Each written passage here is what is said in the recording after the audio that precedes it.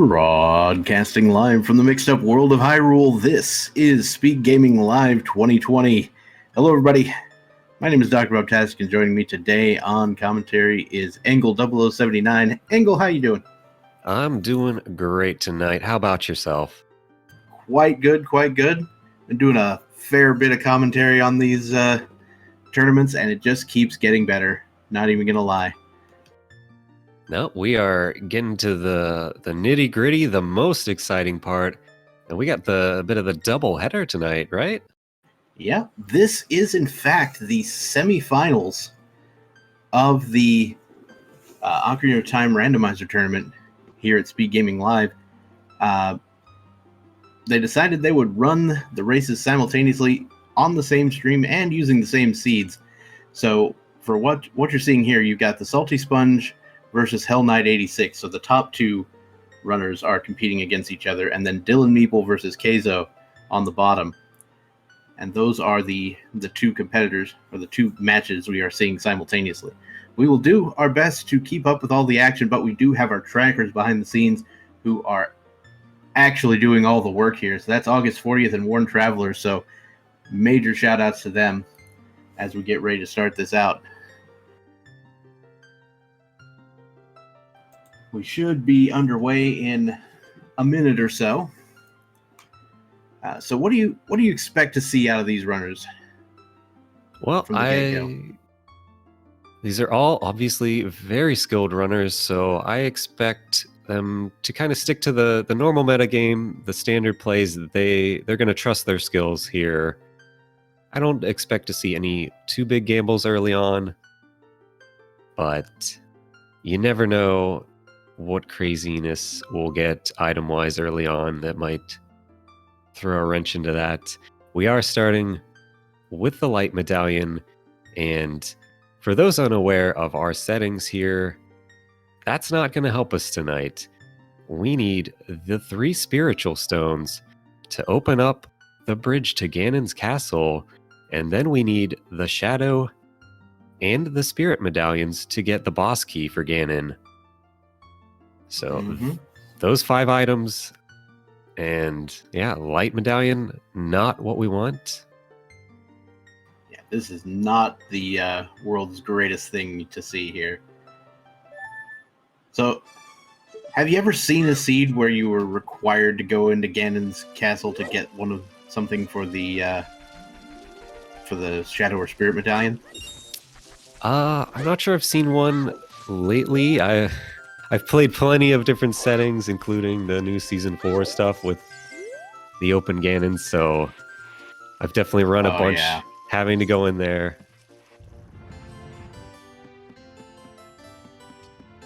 And it looks like we got a tunic, but not much else from Mido's house. Yeah, Goron tunic being the only really operative thing. We see Hell Knight is skipping out on the Kikiri sword chest entirely, which is something I've seen more and more people do, figuring you're just going to come back anyway, and it'll probably be at night and you can get the skull or something while you're up there. Yeah, that, or you might see a Baron hint for Kikiri Forest, as no real major items gotten there. So, well, I mean, at least in the settings, the Goron tunic can be required logically, so that might be. It can be, but it also, if there's a wallet in play, could not be. So it's, it could go either way. So I can see Hell Knight maybe playing to a hint here.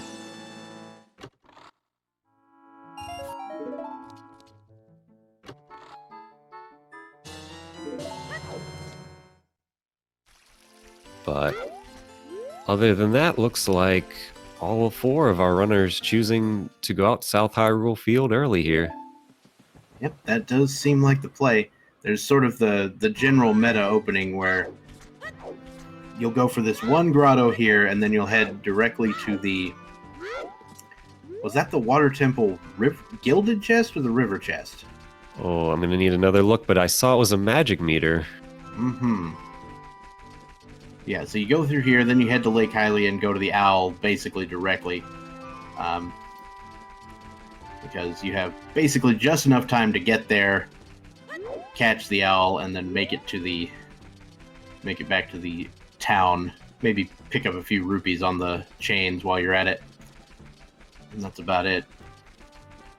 Yeah, for sure. It's a bit of a tight timing window to make this play, but all of our runners very skilled and practiced at it. So expert backwalking all the way over. Mm-hmm. And that is the Gilded Chest. That's the boss key chest that will have one of our two magics. Mm-hmm.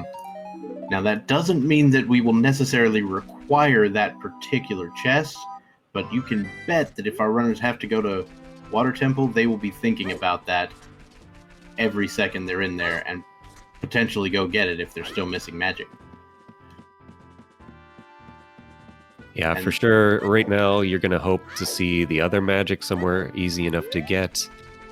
But eventually you will come to the sad conclusion of going there if you don't see that second magic. And getting to that Water Temple, Gilded Chest is not nearly as bad in these settings, or in using various techniques that we know about. If you had to do it the vanilla intended way, it would be, in fact, garbage. Yeah, that's why we sure. have jumps that can get us across entire sections of the dungeon. Oh, and another terrible hint. Oh my goodness, 40 skulls for a hook shot.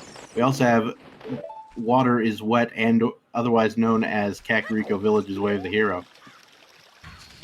Yeah, it looks like we're most likely going to be on a skull hunt tonight. All signs pointing us to water. We'll see if it's a required dungeon, otherwise or not. Oh, and that does bring up an interesting point with that magic on the Gilded Chest. You either need that both hook shots, or you need the hover boots and to be able to do the little backflip trick thing that I don't know how to do. For sure. Backwalking with hovers or long shot required to get up there. Finally, a little bit of good news on the slingshot target there. Some bomb chews will be nice help here. Yeah. Definitely want some explosives. Unfortunately, the other three runners here all elected to enter the market at night. So won't be able to get that immediately. Though if they turn around, could probably deal with it. Yeah, so odds are we're going to see our child song route here with getting the Lullaby. It's kind of nice that it automatically will turn it back to day for you. So not going to be a big difference, I don't think. I think if anybody's going to deviate and go early adult, it's probably Hellknight, based on the fact that he's already taken some of the front stuff, but very few people have resorted to that nowadays. Do see Dodongo's Cavern, Way of the Hero, on that nearby hint. Yeah, so far, two kind of underwhelming hints. Kakariko, place you're kind of always going to go to. Dodongo's another early dungeon to play for anyways. Good hint there on Skull Mask, just Nehru's Love. Nehru's Love. Yeah, I was like, I see Skull Mask, I didn't see what it did. Yeah, okay, Nehru's Love. Not something you need.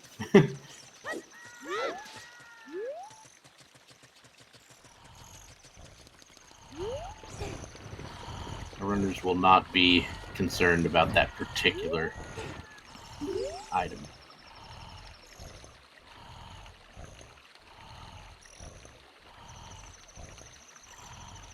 So Dylan and Keizo both setting up the blocks here, like from dual positions, just in case. Oh, and Keizo's just going for the double block stack.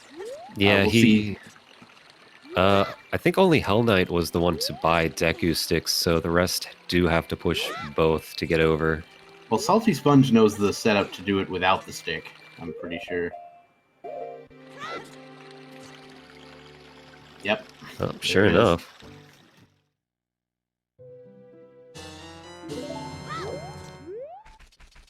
I only say this because I commentated one of his matches the other day. Sure, Same deal. Yeah. And Hellknight went and bought a stick and isn't going to use it for that purpose. That is fine.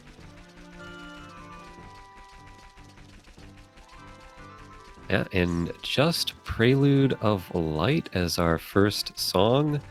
Handy for warping around. So the levels of sync here on the bottom are just ridiculous. Are you seeing the sync? Yeah, I mean, as I said, top runners, they have the best movement here, and this is going to be a very close race, I think, on both sides. It's like there's so much sync over here, we might as well call it a kitchen. That's what I'm saying.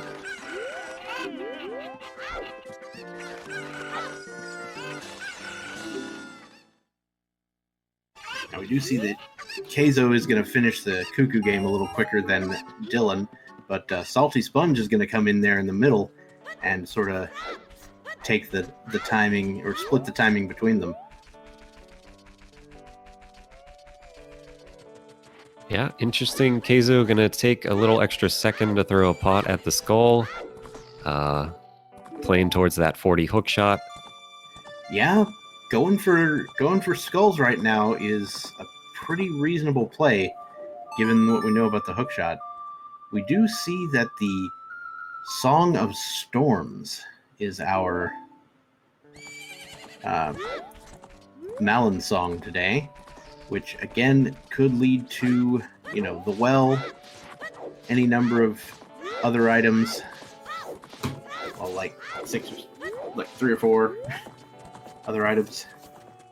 Yep, the Song of Storms. In these settings, we've got a Kiri Forest Grotto, a Death Mountain Trail Grotto. Frogs 1 and I guess Frogs 2. Yep, both frogs, and then our well. We'd like to probably see Lullaby that and the other hookshot? There's looks like bomb chews behind Chews here. Okay. I was for a second there. I only saw it out of the corner of my eye. What can I say? And they're not that quite lucky here. It's just chews, but you'll take them. We don't know where our bombs are. And of course, SaltySponge is going to go ahead and save and head back to Kiri Forest, as we do expect a play toward Deku Tree here. Yeah, but Dylan, on the other hand, gonna take the early adult path, so starting to see a little bit of a split up from our runners here. Interesting.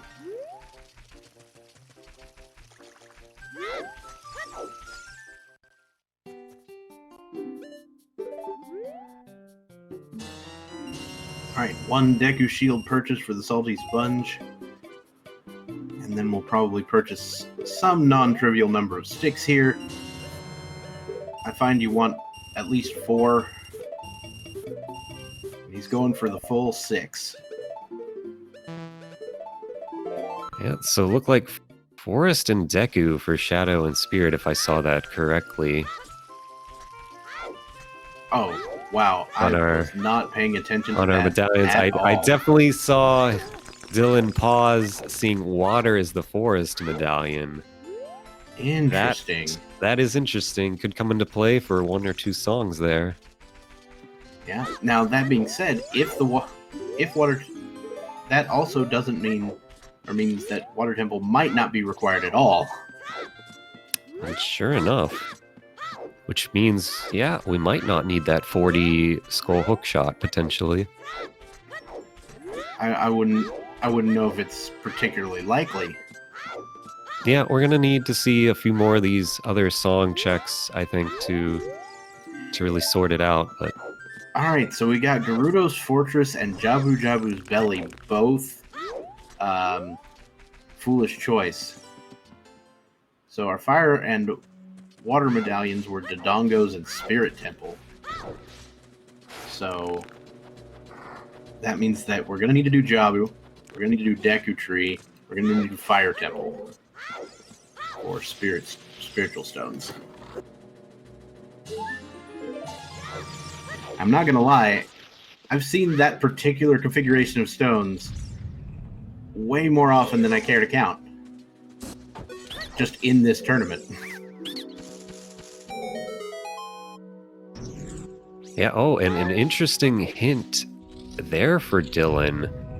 Temple of Time, only Serenade, so water, if we need it, it's going to be for burning Kakariko, but... Oof.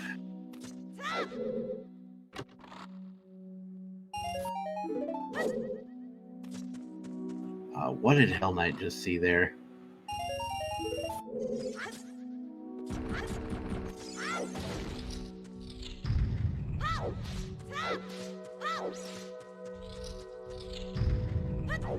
I mean, it looked like blue text, so it was probably a Way of the Hero hint. I just couldn't tell what it was. Yeah, sorry, I was distracted looking at Dylan finding a slingshot. Oh, and yeah, slingshot on that,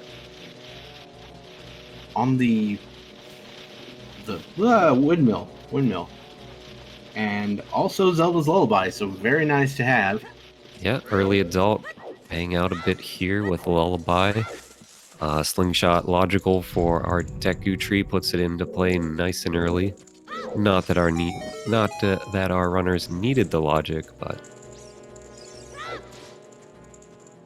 I could not tell what that was on Keizo's screen. At the yeah, it's a little tough when it's nighttime to see it. Oh, and there's 2 items getting pulled at the same time. What was the non-slingshot? That was Arudo's letter found by dear. HK over in the Kakariko Grotto, so that's one of the Way of the Heroes there. Yep.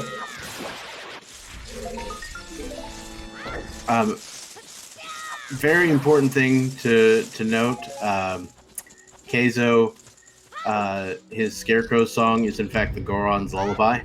Just throwing that out there. From Majora's Mask. Oh, very nice, very nice.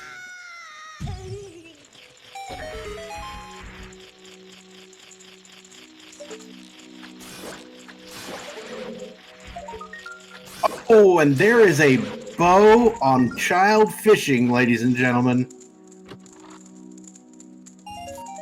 That is a check that a lot of people will leave for quite a while, so depending on how long it takes them to get to Child Lake. Yeah, sometimes our runners will like to skip the old Gerudo Valley Lake route, but Keizo here elected to do it straight out of Lon Lon, and yeah, pays out with an early bow.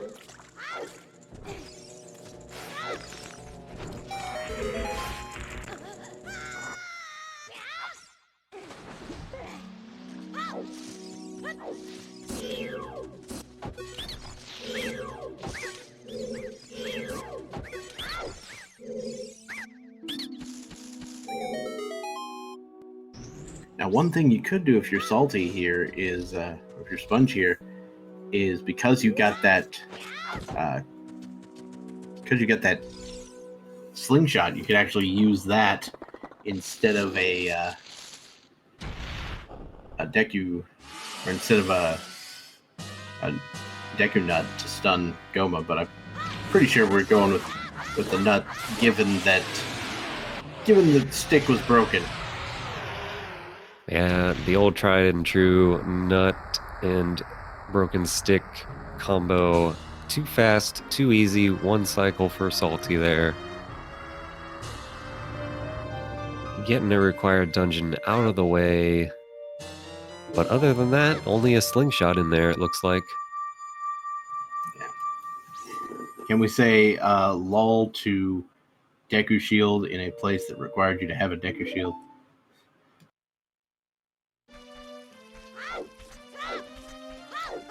Okay, SaltySponge didn't even see what that medallion/stone was. It doesn't matter.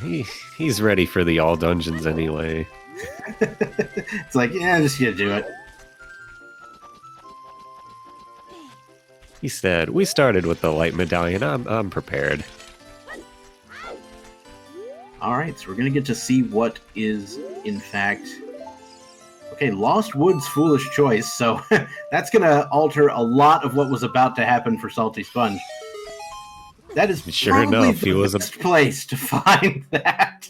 right before you're about to check all of those checks. Ooh, and I didn't quite see what was listed as bomb bag there. Oh, yeah.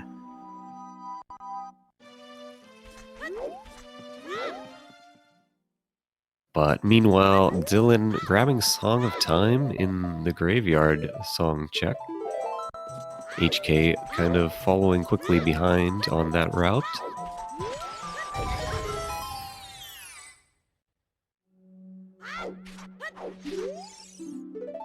Ah, it's the last chest in Gerudo Training Ground. Well then, not the first bomb bag you really want. Probably not the logical one, for sure.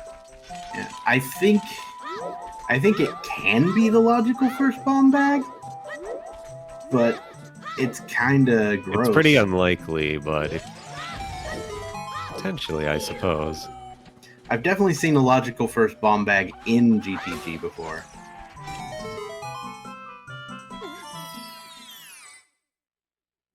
Alright, so Hellknight also picking up the Song of Time there.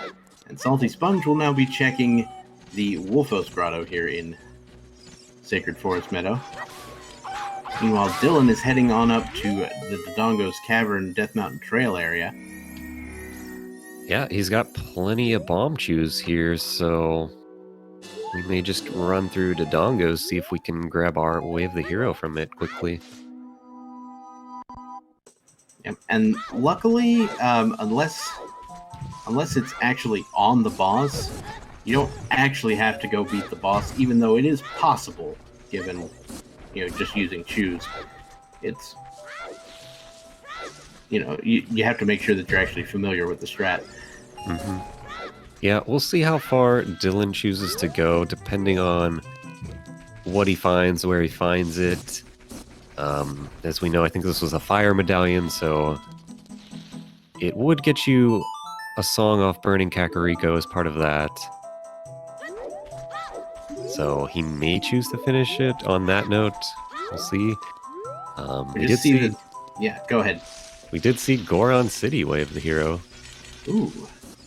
Yeah, we also got a hint on SaltySponge's screen that the 30 skulls was just a heart container, so that one is dead, but 40 is still very prominent in people's mind. And what do you know, there's a duplicate version of that. And we've already also gotten the King Zora piece of heart situation.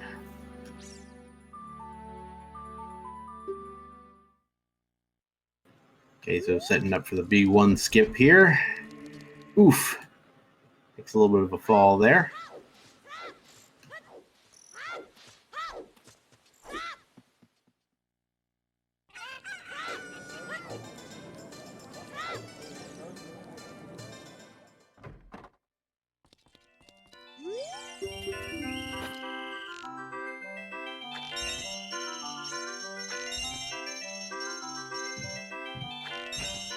Yeah, now, of note, we are technically out of logic here in Dodongo's Cavern with Dylan.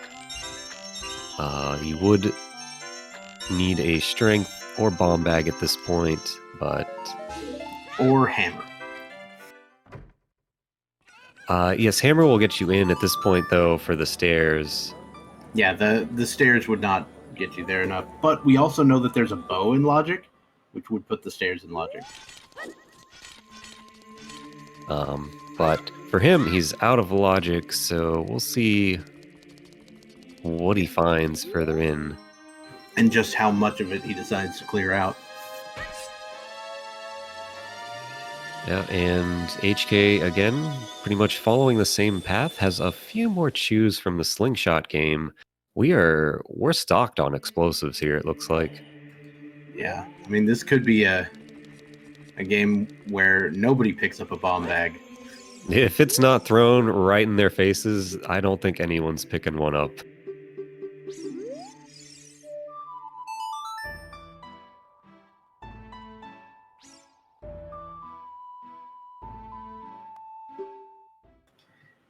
Yeah, we had the play-in seed to get into the bracket the other day, and basically the only reason that I ended up picking up a bomb bag is it was on Baronade as I was working my way out of the seed. It's kind of ridiculous. Yeah. So yeah, could have a similar situation coming up here. And I promise I will not regale everybody with tales of my bad play this whole time. It's something I gotta watch myself on. This is not about me, this is about these runners who are awesome. Oh, well, you know, you're my awesome commentator partner for here, so everybody's great, Yeah, including we chat. can all be some variant of awesome. I'll take it. And I didn't quite notice where Salty got Minuet, but it looks like he had changed that into Sun Song. Yeah, Minuet was in fact on the Saria's song check. Okay, so we have Logical Forest access already, and we did also just see Lon Lon Way of the Hero. Mm-hmm. Yeah, well, I mean, that was Song of Storms, so... Yeah, looking like it has to be some Song of Storms check for our Way of the Hero here. And of course, you bet real hard on the well here, just because so many things in the well.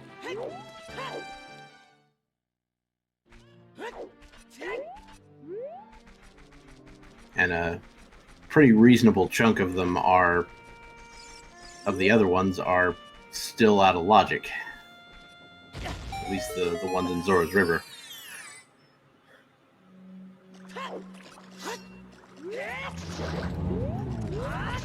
Wow. You know what? Shout outs to Pot Strats for this skull. Never even thought to do that.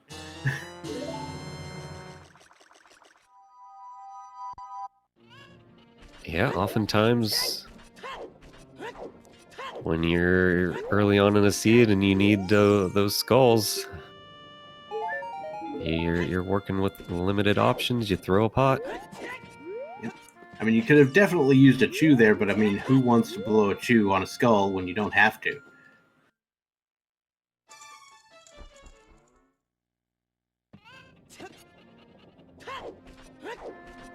Alright, so Sponge will now be picking up the ZL there. So you said that Sponge picked up the Sun Song out at Forest Temple then? Yep, he sure did. So it looks like we'll get to see the Sun Song grave coming up. Yeah. On his One of our runners earlier attempted to go in there, but didn't actually do anything. I don't know what was up with that, but it happened. Yeah, and I'm curious here what Dylan is going to find, or perhaps did find, as a little bit of some freezing issues on his stream. Alright, so Dylan is in fact doing the ground jump backflip strats. Yeah, backflip bomb chews because no strength, no bombs. We gotta find a little trick to work around it. Yeah. My biggest struggle with that is I don't know how to get the ground jump to set up properly.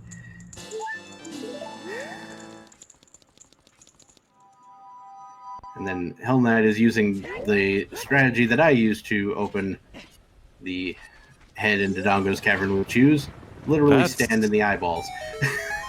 That's a hook shot on the king. Uh-huh. I'm concerned. Hook shot on King Dodongo, you said. We already know where the other one is, and in theory could get. So what are you implying there, game? We need both, perhaps? Maybe. I will say it is awful difficult to even get to 40 skulls without a hook shot. It is possible. I have seen 40 skulls be the first logical hook shot, but It is not pretty. It's not pretty, but if it's in logic, then in order for the way of the hero here on Dodongo, that would imply both are needed. Yeah, that is true.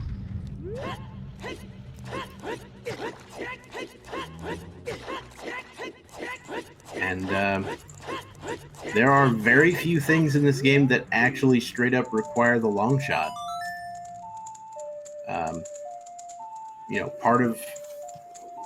Part of Water Temple is going to require it, and there's a little bit of Spirit Temple logic. Oh, wait, Lens of Truth was there. Mm-hmm. Yeah, so it's probably lens bait. It could be lens bait. That was the one thing I was concerned with when Dylan kind of froze. We didn't get to see that item, but HK showing us lens, also likely a way of the hero item here for potential logical access over to Spirit. Potentially the treasure chest game. We'll see.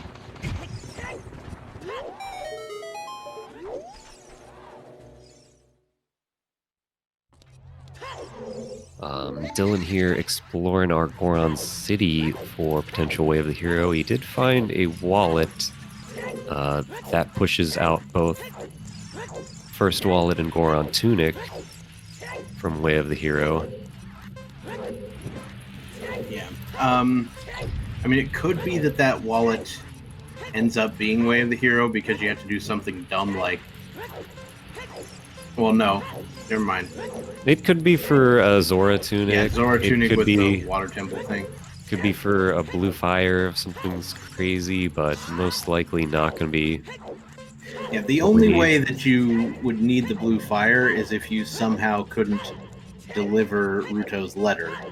Yeah, that's true. We already have the letter, huh? So it's not going to be that either. Yeah. Well, it could be that it's like first bomb bag there, right? And you just can't. I guess we don't have a scale or a bomb bag yet. Yeah. You just can't get to Zora's domain logically. There's a lot of stuff that the logic kind of dictates in this game that tend to be obnoxious. Yeah, and speaking of obnoxious, we're getting the old obnoxious chicken check early here from Keizo. Oh my. Keizo with the bold play on chickens. Yeah, not something you see very early from most runners. Oh, and Dylan has found the other magic meter. Yeah, that's very nice find for Dylan there. Not gonna need the one in Water Temple anymore. Very true, very true.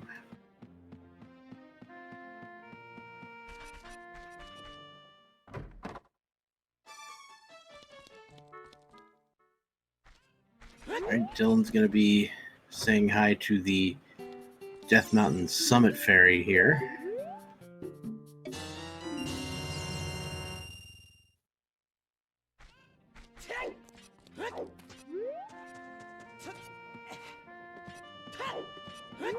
Oh, there's a bomb bag right there. At the Death Mountain Summit Ferry. Now that, of course, is an out-of-logic bomb bag. Yeah, exactly. That's not in logic, but Dylan not exactly gonna mind it anyway. Yeah, I'm certainly not complaining.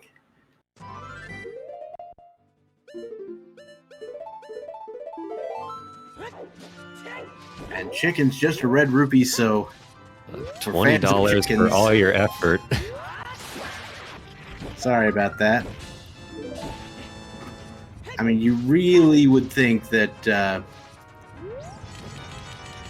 that Anju should get a slightly different profession if she's so allergic to those chickens.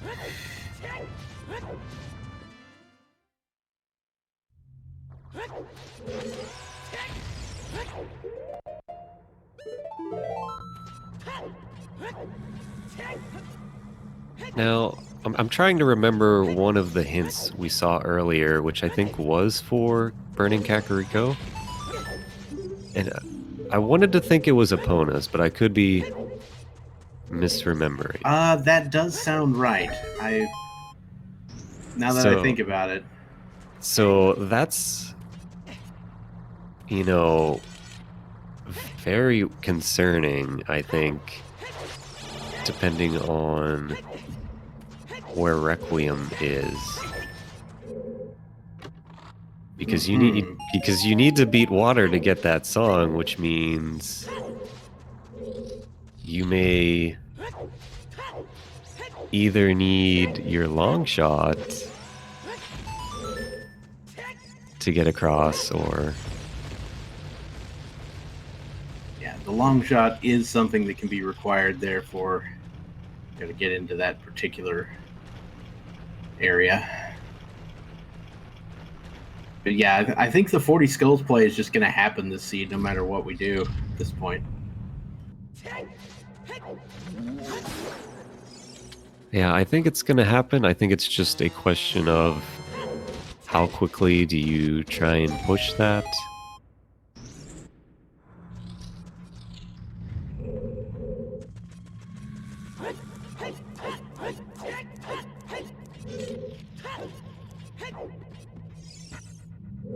SaltySponge also using pod strats, like you do. We have Vanilla Bolero today.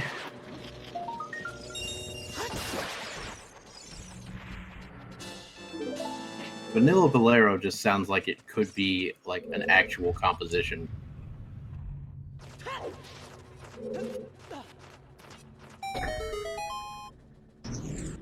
Oh dear.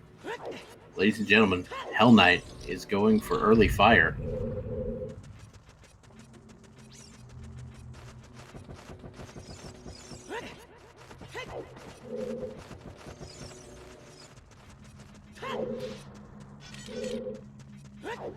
Now, I don't have any problems with going early fire, just because, I mean, if you don't have the hammer, there's a chance you're locked out real quick, and if you're not, there's a chance that it's possibly important. You know what I mean?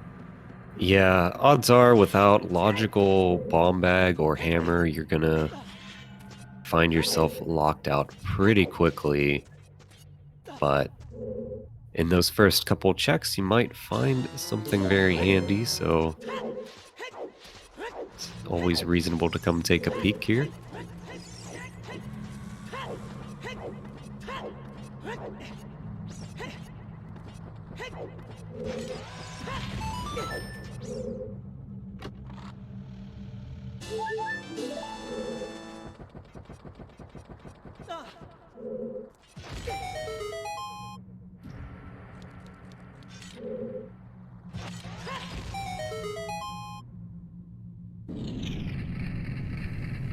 Oh, hover boots!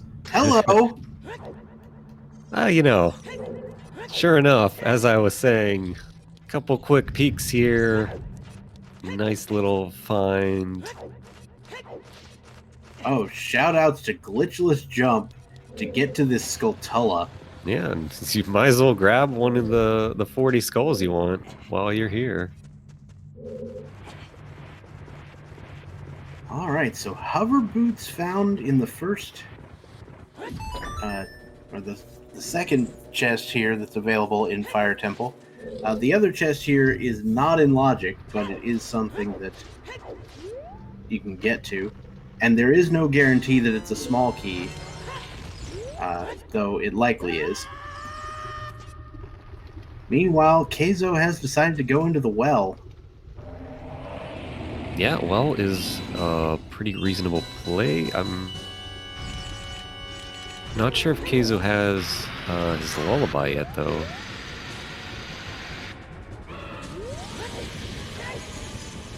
I don't think so. That is going to be obnoxious. Oh, look at that! One extra check again for Hellknight, and you know, it's not required, but always handy to have an early Begoron sword. I mean, BGS all day. Yes, please.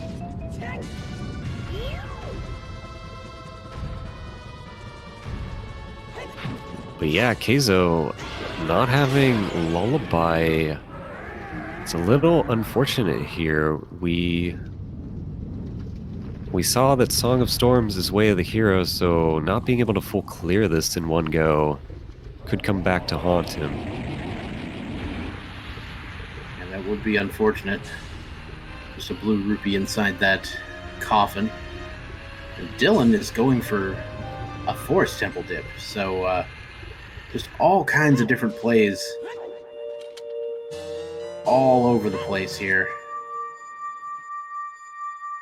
Yeah, Dylan making an early forest play. No strength, no bow. He does have Song of Time, so you can pretty quickly run around the courtyard checks. Pretty reasonable play, I would say. Yeah. This is kind of like that early fire play where you're expecting to get locked out, but you might find something useful. Mm-hmm. And honestly, you prefer not to have to do all of forest, not gonna lie. Yeah, you'd prefer, but it looks like it is one of our stones, so not gonna be avoiding it today. Oh! Keizo has found a strength upgrade in the well. So that's going to put some of that Dodongo's Cavern in logic, though not all of it. Yeah, interesting. It puts the front part in logic, but not the back part that has all the stuff. Yep. It will, however, let him complete Forest Temple in one go if he does choose to do Dodongo's first. He'll be able to pick up that hook shot on the king and then have everything he needs for that dungeon.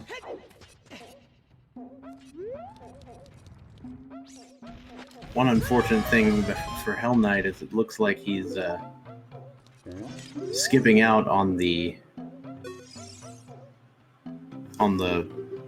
Din's, or not Din's, the ferry, the Summit Ferry, where that bomb bag is. Yeah, the other little unfortunate thing was the Tektite gave him a little boop as he tried to read the hint stone. Yeah, well, I know he read the hint stone. It almost looked like he took that death intentionally, but I couldn't figure out why, so I guess it's probably not true.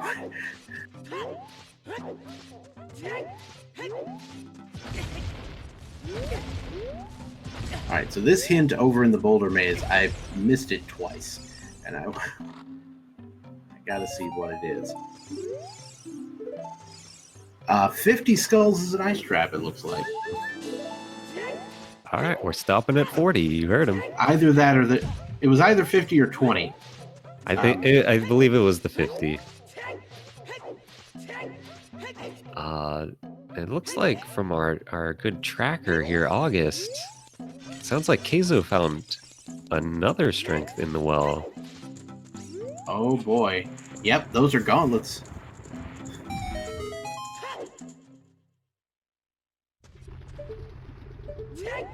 Or, wait, no, never mind. I'm looking at something else. Oh, I think that's right. Silver's just from well alone. Yeah, gauntlets on the tracker anyway. For some reason I was looking at some other link and thinking, oh, he's wearing gauntlets. No, he's not. Hopefully we'll get to see the rest of Keizo's progress here in a second. There we go. Yeah, definitely has gauntlets on his hands.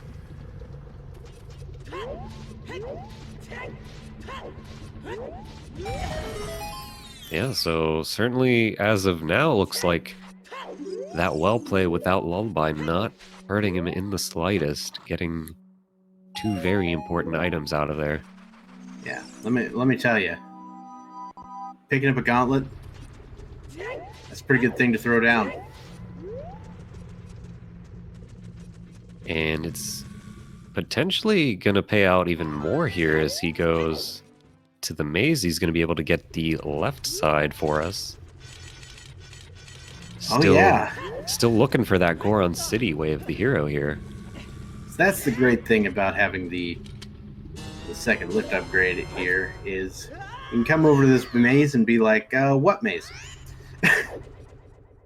Ain't no maze. Just a bunch of rocks that I can dispense of. And there it is. A logical bomb bag.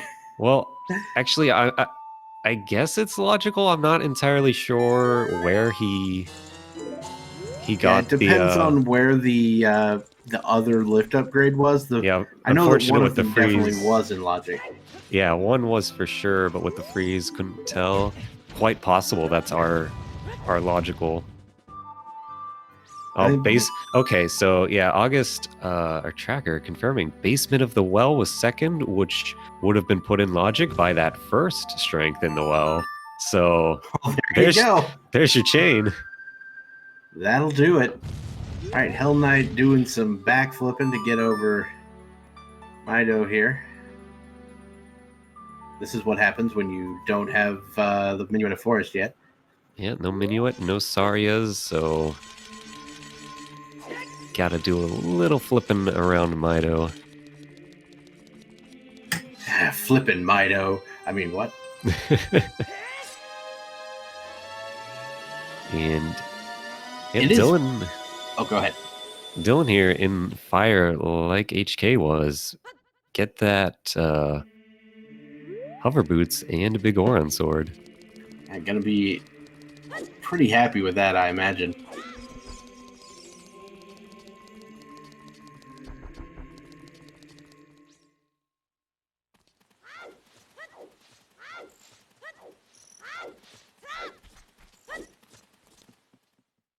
Meanwhile, Salty has decided to come back child.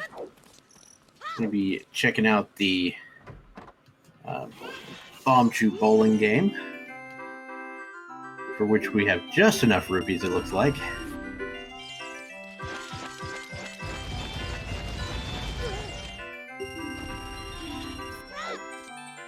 And that was all that was on offer as well. So we are piecing right out.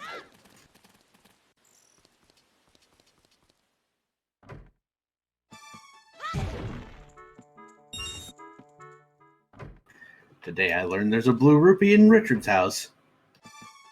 Yeah, going a little out of his way to get some money here, but... I think he's going for Dompe digging. Oh, he's going for the lens? Oh, he's going for the lens.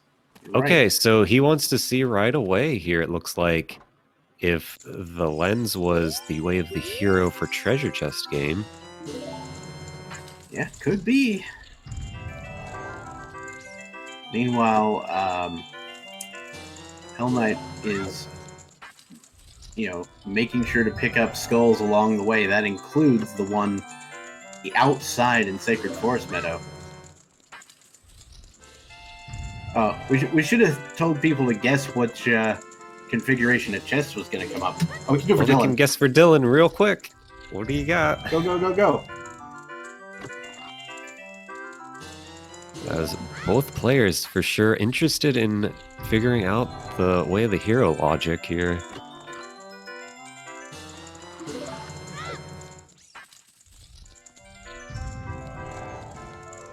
Oh, rip. Just a recovery heart in the chest. Not what you want to see.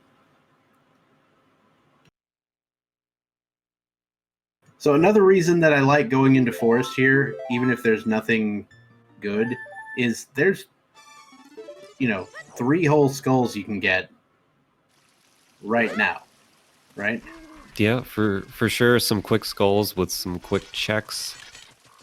Definitely a reasonable play given their circumstances.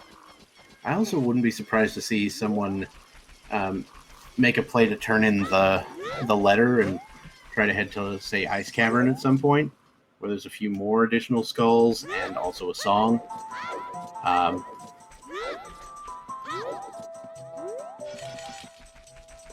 Yeah, definitely a play to consider, because if you have Eponas on Burning Kakariko, like we thought, you're certainly going to need to get your long shot then to get across. if you don't find a Requiem, say, in Ice Cavern. Alright, so Salty is gonna deal with the giant rolling Goron and just get 50 rupees for his trouble.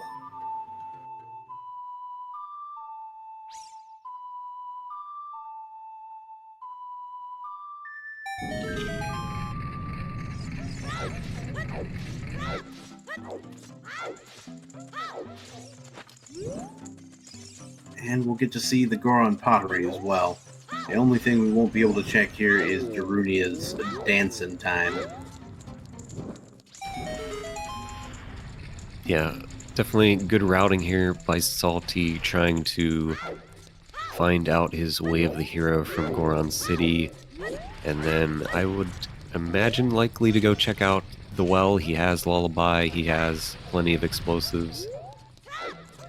Though at this point, we think it's likely that the way of the hero for Goron City was just that first bomb bag. But, who knows?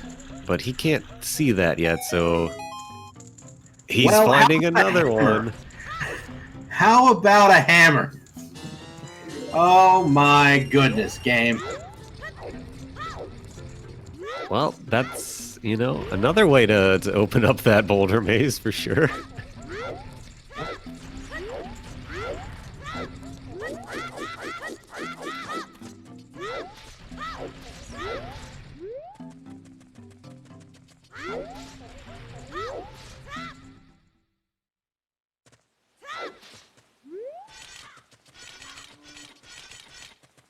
I think Dylan might have gone for the Hyrule Castle Fairy there. Just guessing. I just noticed he was in a fairy fountain and I couldn't figure out which one. Yeah, I believe you were correct. And So, gonna get the Deku Tree taken care of. Yeah, we're finally back to our Deku Tree. We know it is required.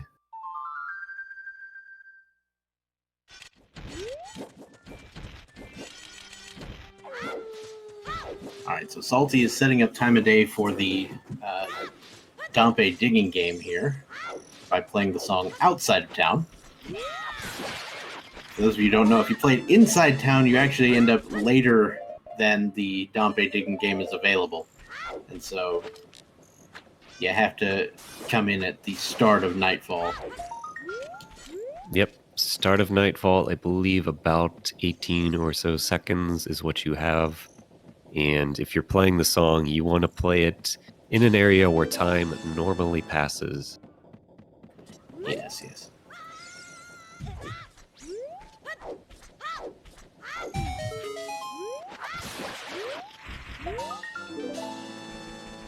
Alright, so TheSaltySponge is going to get up to 10 skulls here for sure, and probably going to just crank it on up to 11 real quick. After turning in the 10 skulls.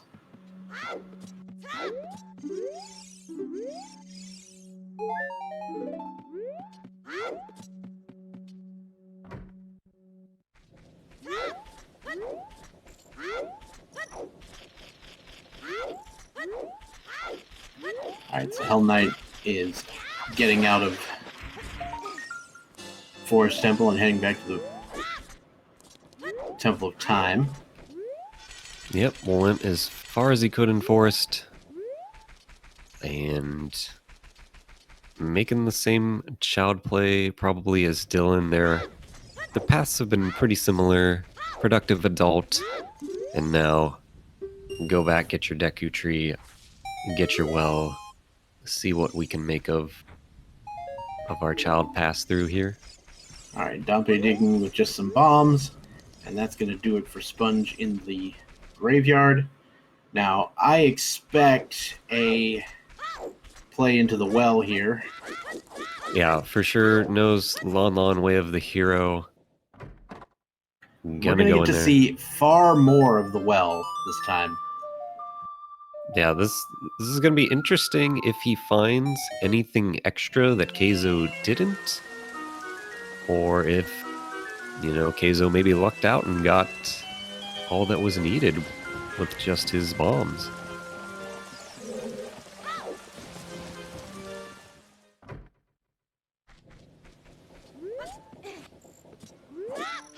I apologize if you hear a bunch of noise in my background. Apparently, the wind has decided to blow exceptionally hard and make noise outside, so...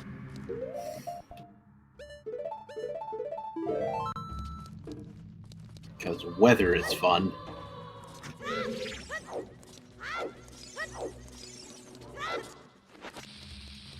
I think it's because Salty just played the Song of Storms. That's what happened. Uh-oh, he's blowing up a storm in real life on you. Not good. Yep. That's what happens. So, Keizo here now, just picking up his hookshot off of the king, gonna be able to be our first runner to full clear Forest Temple if he chooses. Hmm.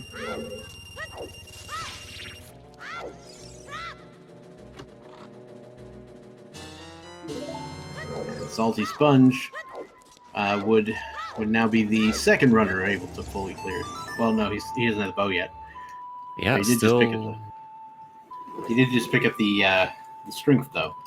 Yep, strength, but for sure still the only bow we saw child fishing, and Keizo only want to route that in.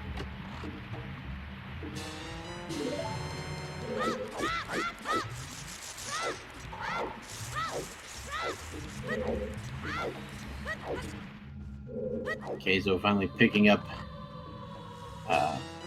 Zelda's Lullaby. Probably a little disappointed that he wasn't able to get this before the well, but the well did pay off dividends, so... Yeah, it's for sure one of those awkward moments where you're like, this song was super early, huh? I went into that area without it, eh? Well, we're just gonna pretend it's just the strengths that we needed. Just move on and assume. Yeah, so if you're wanting to know what the difference is, it's very important to go ahead and look at what is in the chests that are blocked by Zelda's Lullaby. So the one under the water that we saw a minute ago, this one coming up, and the Dead Hand chest, and good old Stephen Chesterton.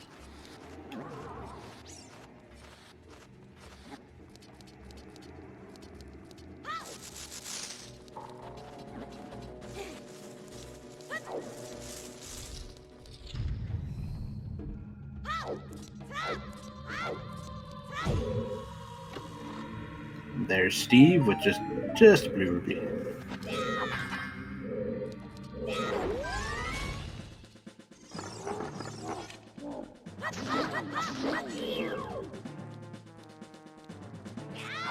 Ooh, and August here reminding us what he just saw. A locked bow was on the archery game in Kakariko. So that's 2 out of 3 bows. You're looking likely to need child fishing here. Yeah, the child fishing play is looking better and better as we speak here. That could be a huge, huge gain for Keizo.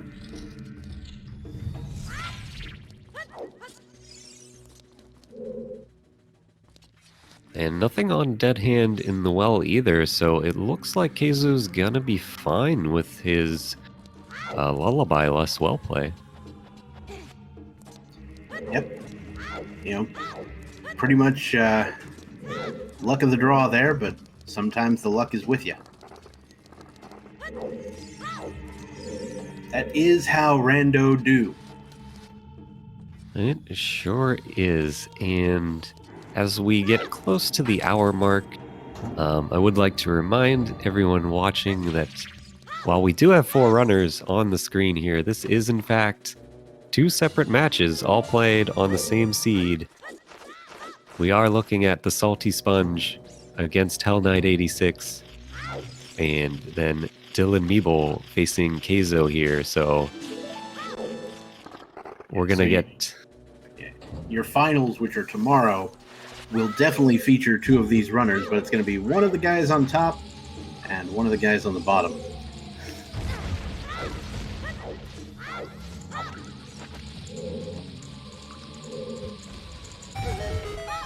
Whoever wins between the TheSaltySponge and Hellknight, and then whoever wins between Dylan and Keizo. TheSaltySponge picking up the lift upgrade number 2. Yeah, a little sad we don't get to see some of the reactions here on this one, because, you know, double strength in the well has got to be one of those, what? Game? Hello? Yeah. I mean, I imagine it's similar to yesterday's double strength in Domain. Exactly. It's not one you see often here.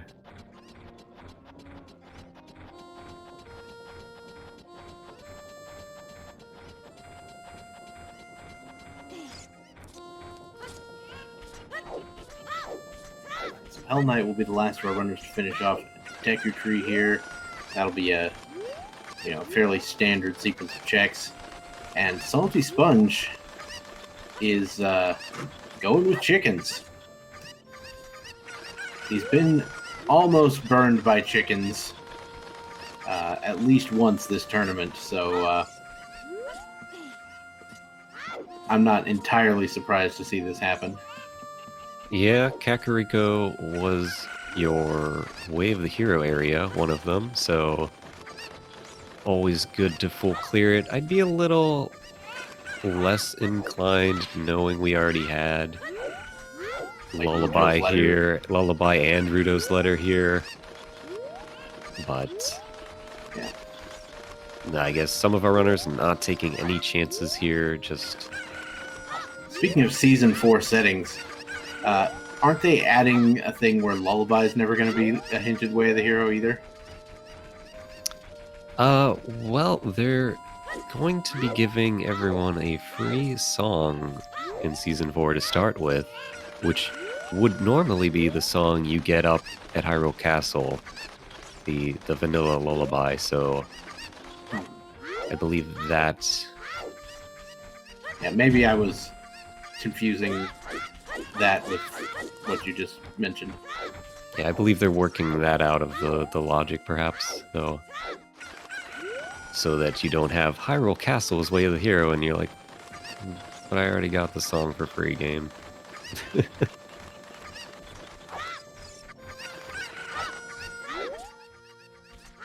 But yeah, some of the Season 4 settings are kind of nuts. Yeah. It's like you start with nuts, right?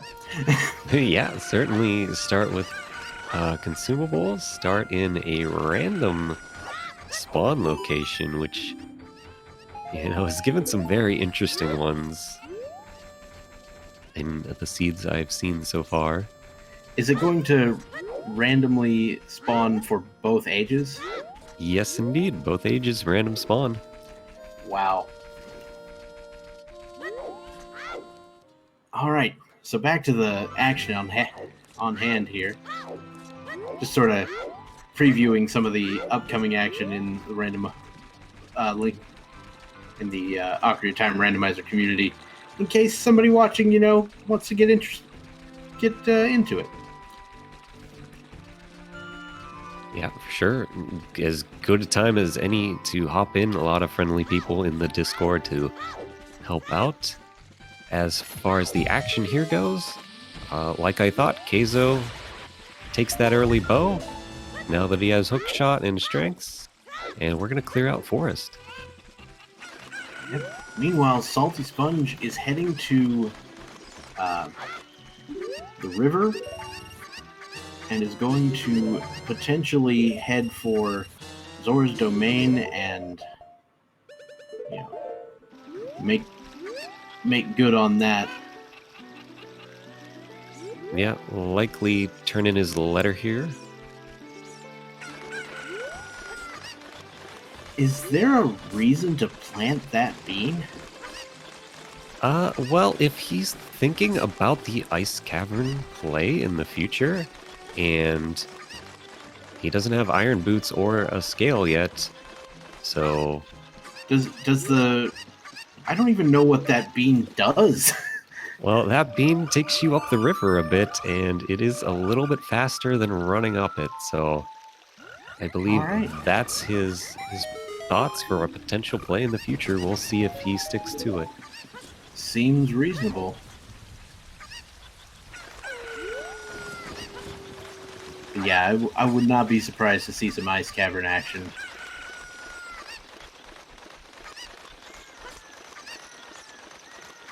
Yeah, I don't think we have seen a hint for that song yet, so perhaps you could gamble if it's Requiem. You could then reverse Wasteland over to Training Grounds if need be, not need that second hook shot. Is that the first time we've seen the bigger undead hint, or did we see another one? Oh, there it is. I believe, yeah. We just saw another one. As I was about to say, there you go. But I'm not convinced that we had seen that hint in Lost Woods either, because Lost Woods is foolish. So who would have come over here? Yeah, I don't think. I know some of our runners went into the grotto anyway for that hint in Lost Woods, but Yeah. But a conveniently placed Faeror's Wind for Keizo immediately gonna pop it. Oh my goodness. That is, I don't know if you could ask for a better one there. No, that is so very nice for him, able to use that hop Is down that here. the first Frogs 2 hint we've seen? Ooh, could be. Because it was very dead. Very, very dead. Well, we can only have so many Frogs 2 items in one bracket, huh?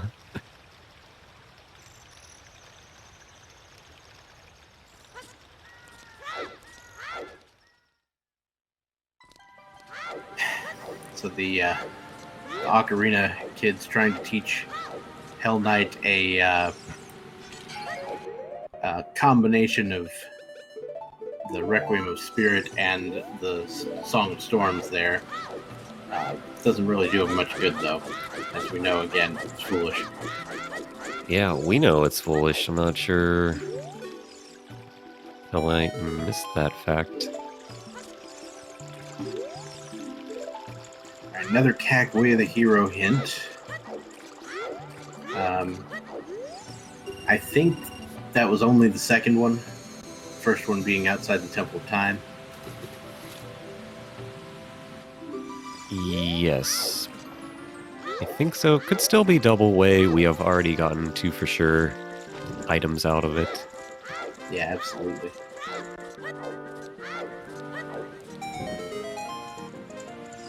Alright, so Hell Knight will be picking up the Minuet Forest here.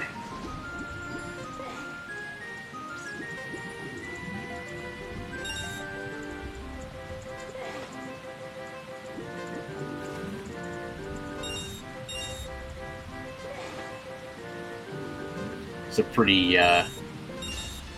pretty nice layout of rupees there for the diving game.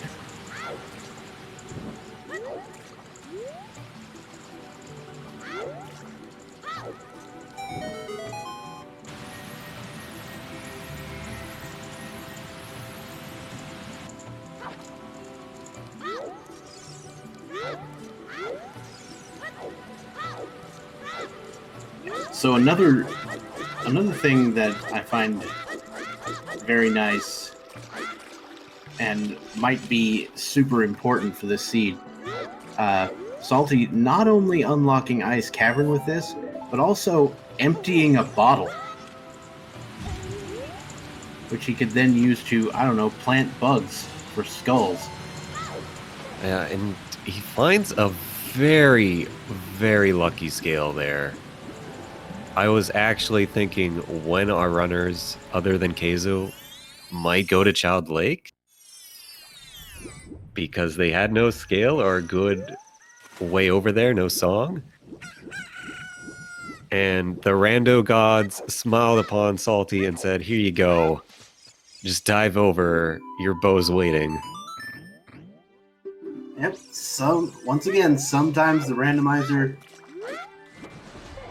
actually likes you. Oh, it must like Salty right now, because he is right on the path to get that bow. Gonna send him right into forest after Keizo here.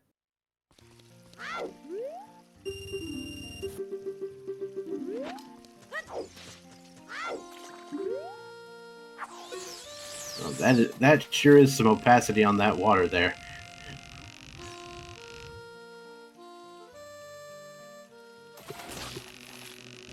Very good hook there. So I've seen the various strats for that fishing game. Sometimes if you do it perfectly, it still takes forever to pull in. Sometimes it just fights back the whole time. But a bow acquired for SaltySponge, and it looks like, yeah, he's going directly back to adult. Yeah, this could make for an easy forest play, and then potential use of the scale again to dive over to Ice Cavern if he's still thinking about that after. Yep. There's a real good chance you'll want all of those skulls for 42, and you're going to be able to get quite a few of them doing this. There's 5 in Forest Temple, there's 3 in Ice Cavern, 2 on the river as adult, 1 in Zora's Domain as adult. Plenty of skulls to go around. Meanwhile, Hellknight is going to take care of the 10 and 20 skull checks here. Yep, and Keizo in Forest has all of the keys in small and big there, so items from here on out. And thus far, garbage, but that is how you do.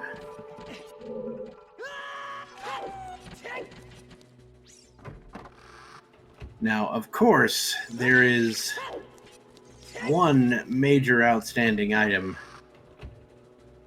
or really a couple of major outstanding items for this seed that are going to need to be acquired. Yeah, big one being the Mirror Shield, still needed for Spirit here. And we have yet to find our light arrows. Ganondorf eventually will tell us.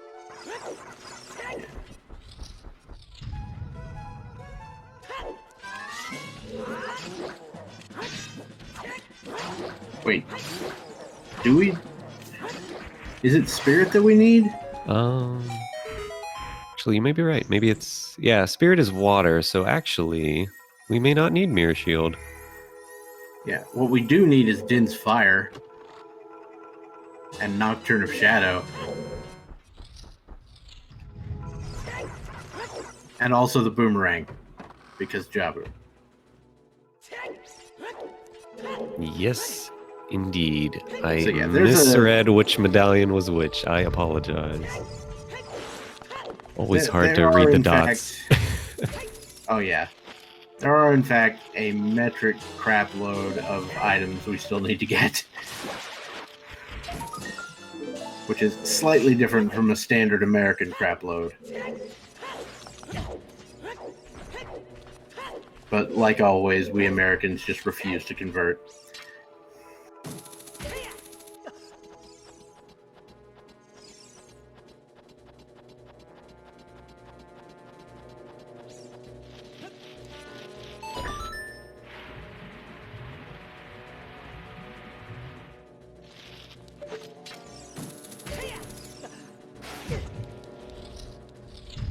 Alright, so Salty again heading through the forest, basically rehashing the steps that Keizo is doing.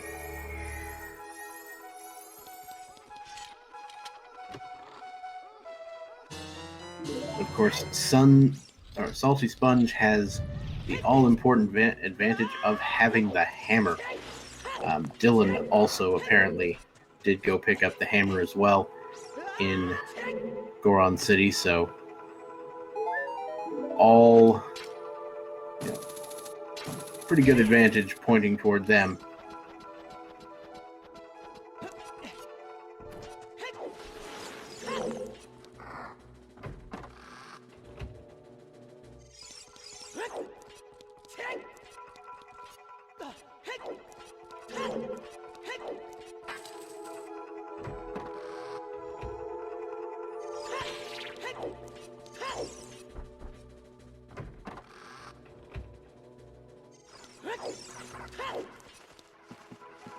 Yeah, so if there's an item that's required over at the Gerudo training grounds, or just that's the way you're intended to access the Spirit Temple area or something like that, then it's very possible that the long shot is required just for that. You know what I mean? Yeah, exactly right. It kind of feels like the seed is pointing you towards GTG with knowing where Epona's and Longshot are located, that you would want your Longshot to get out there. And of course, Epona's is going to strictly require that long shot, I believe. Mm-hmm. So that's why it would be considered Way of the Hero to get the long shot in this case. Indeed, but again, I think Salty eyeing that ice cavern for potentially Nocturne, potentially Requiem, wanting to find out what we got going on. If I had to guess, I would say that Saria's song is probably at ice.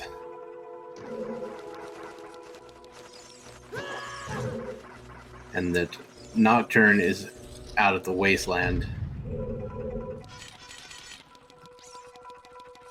And you're going to be required to walk out there. Oh, you're thinking the required walkout potential Requiem on Ocarina of Time, then? Yeah, quite possibly.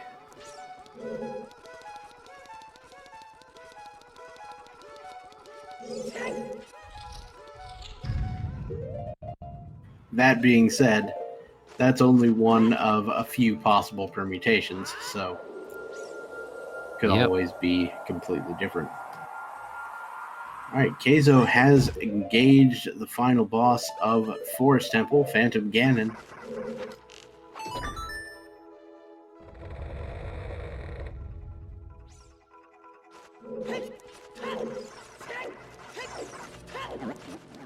And some quick spins and beat downs.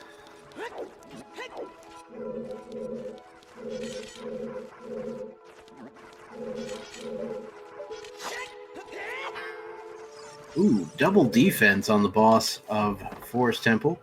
I am not going to turn that down if it shows up. Neither is Keizo, though. I think he was hoping for more from this dungeon. No real items to help us on our way. Yeah. That is unfortunate, but at least all of our runners will have exactly the same annoyance going through Forest. And some of them will have even more annoyance because they're going to have to go through it more than once.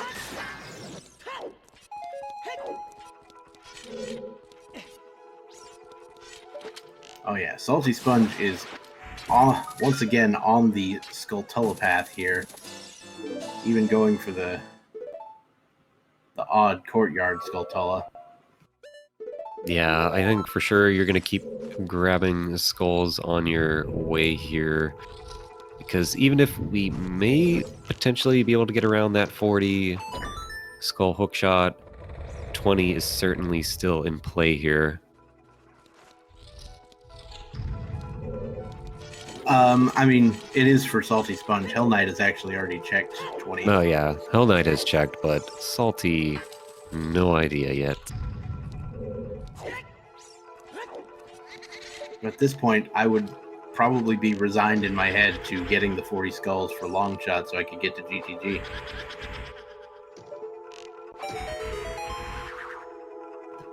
/ Requiem / etc, etc, etc.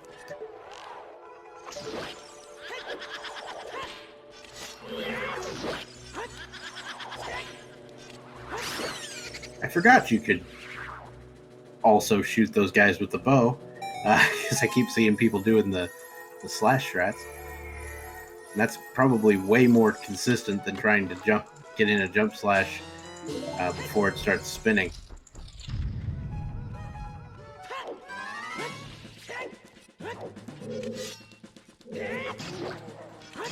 So I guess technically the ghosts are female. So guys is not the proper term.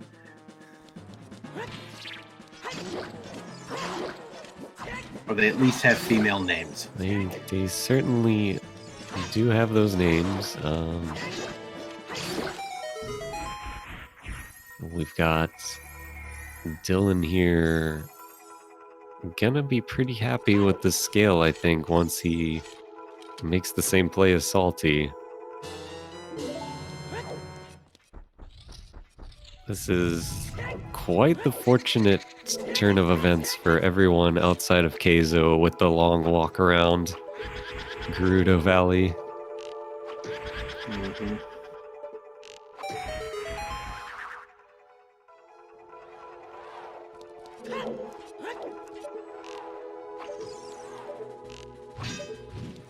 Oops.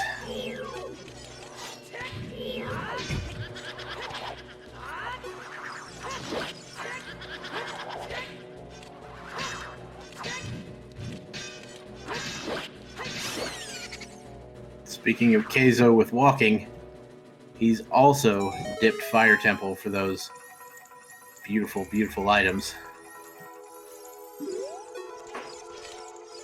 Yeah, everyone has dipped Fire Temple except our man Salty, who was the first to find the hammer, so gonna be a little routing bonus for him potentially to only dip once, though I think we're gonna hope for his sake that the boss key isn't in those first 2 hammer checks.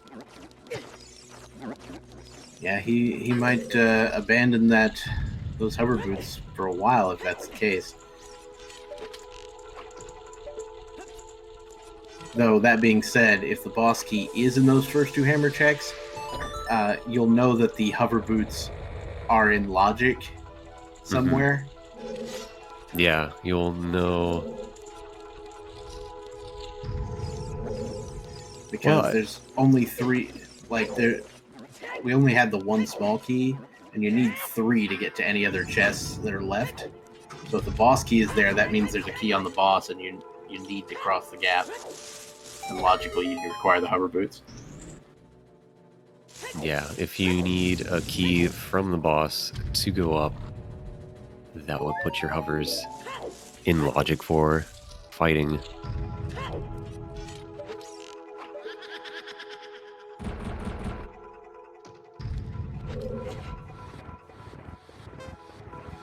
And yesterday, during my commentary, I learned that I had been reading the phonetic writing of Volvagia wrong. You say Volvagia, and it's apparently the other way. So,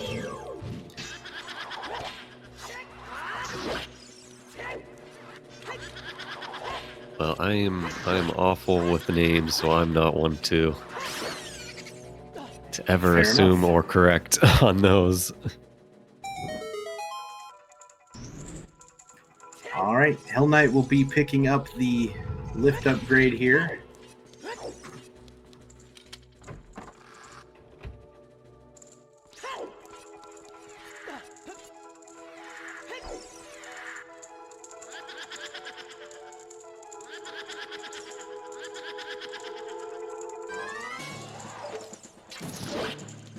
there you go.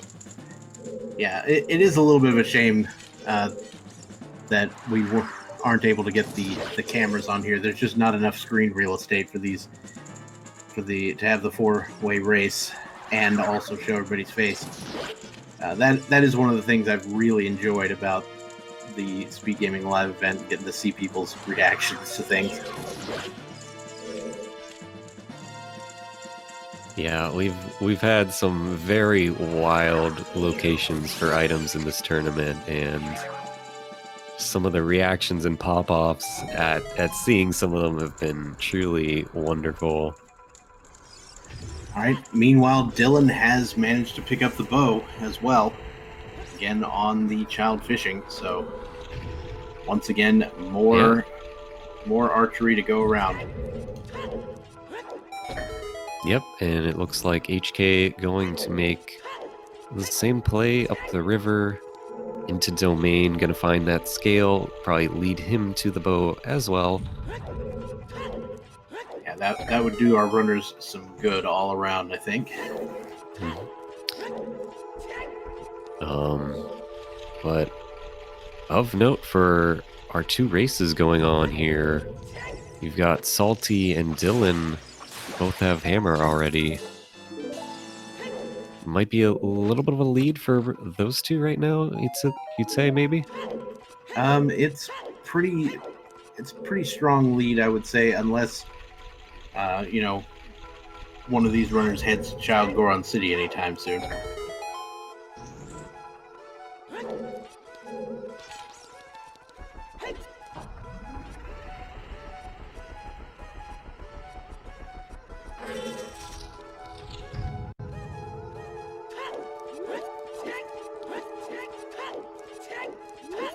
Yeah, and to Keizo's credit, he has already completed Forest with Dylan in it now, so if he finds that hammer quick, certainly put him on top on that side. Keizo going for the Hyrule Castle Ferry, while Salty is facing off against Phantom Ganon.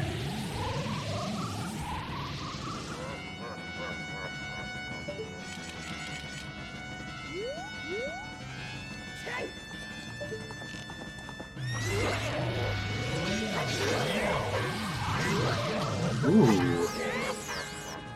TheSaltySponge setting up for an interesting strat there, attempting to keep Phantom Ganon over by the wall, which is kind of a good way to stun lock him.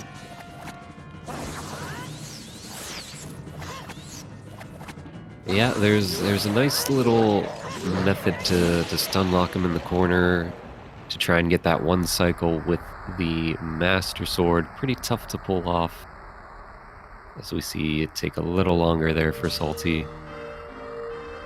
But I mean, there's nothing wrong with the amount of time that took, really. No, still a very good fight. And Salty will also be picking up that double defense upgrade.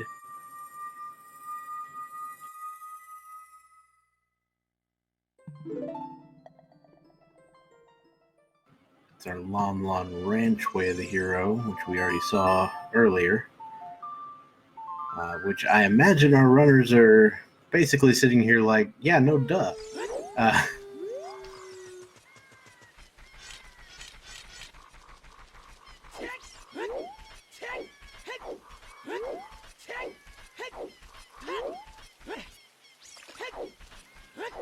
Hellknight going for that skull on the ladder, as well as TheSaltySponge going for the skull on the House of the Twins there.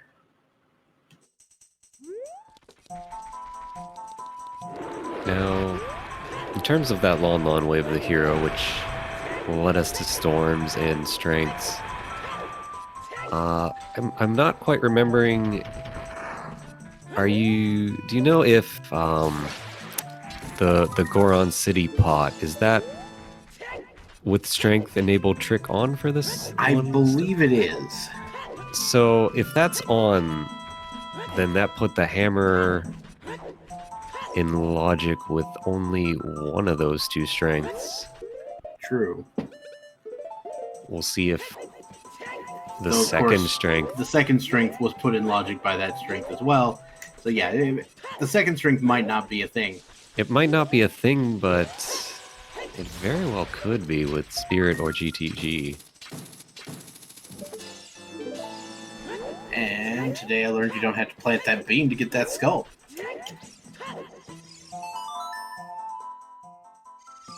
I was like, did you get Saria's song? I don't think you did. You know, sometimes you think you had one of the songs, you play it, and you sit there for a good 5 seconds being sad. Anyway, as we expected, Salty Sponge is headed for Zora's River here. Ice Cavern play seems imminent. Yep, for sure. We're still looking for our Nocturne and potentially for our Requiem as well.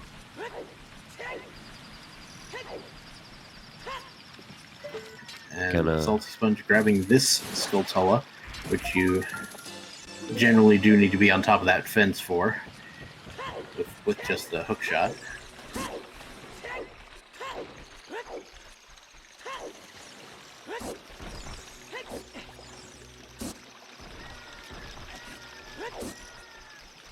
One of my favorite technicalities in the logic is how Shadow Temple is in logic with just the long shot, only because the chest exists in that room.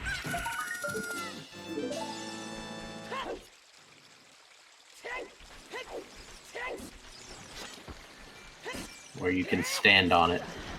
And this is where Salty Sponge's play for planting the bean is going to come into play, so he is going to fall in the river first. I'm assuming that was entirely planned. Oh, absolutely planned. Top tier runner here never makes a misstep, right? Of course. Oh, it sure does. It sure takes you upstream a bit, doesn't it? Yep, it zooms you right up there. That's why you would, again, want to plant one real quick if you have the thought of hitting up Ice Cavern later. I want to implement an item in this game called Super Fertilizer that will let the beans also grow there as a child. So you can just use that to get up the river as a child. Because that's the part that's a pain.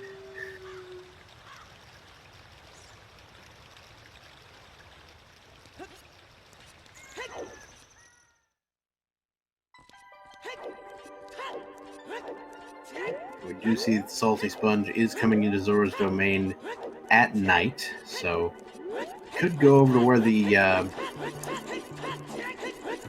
diving game is and pick up another skull here. Yeah, it does look like is. that. Yep, he's very well aware of where all the skulls are. Oh my goodness! He could go for the really, really obscure skull in Zora's Fountain.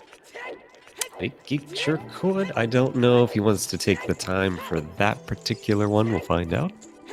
Yeah. But it is a thing you can get. It's kind of hilarious. All right. All of our runners now having their bow as Hell Knight picks up the bow in Child Fishing. Now, I expect this will be a play over to the Zora's Fountain Ferry.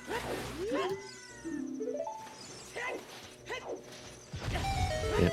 Keizo finding the scale there, gonna be probably a little disappointed, thinking now his opponent Dylan surely grabbed that and surely led him to the bow as well. So that early Gerudo Valley play, not such a big deal now.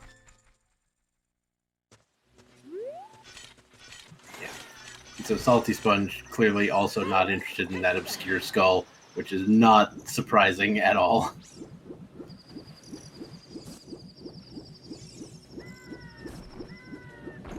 The only reason I even know that exists is because of the like skull sanity stuff that you can do in this. Yeah, and I couldn't quite tell what was down under the ice. It took Salty a bit of time to look at it too. Yeah, I couldn't really tell.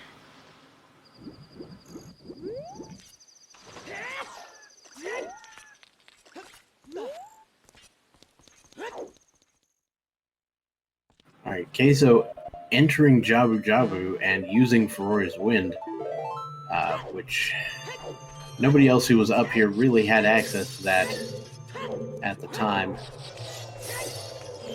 Yeah, still making at least one good use out of having the bow a bit sooner than everyone else. Having that early Ferours lets him place it there as a child for easy access back whenever we find our favorite boomerang. And there's definitely no reason for Keizo to go check that, the one chest that you can access, because we know that Jabu Jabu is foolish. Otherwise, you might see someone go for like the vanilla boomerang play. Yeah, for sure. If it wasn't foolish, he would have moved Rudo on up there, got the first check, but we know it's not going to be anything useful tonight.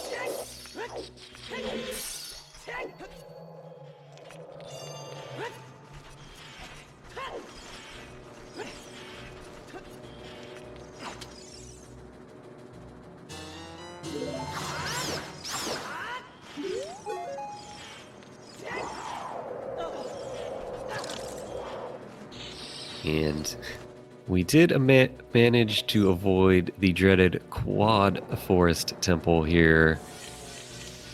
Only a double right now, so kind of all eyes on Salty and Keizo, seeing what kind of new progression we can find here. Yep. And it looks like Keizo is also going over to Ice Cavern at the same time. Potentially. Yeah, turned in the letter. Probably going to head over there as well. Doesn't have a ton of good options otherwise. Again, no hammer like Salty and Dylan, so he cannot complete the fire temple just yet.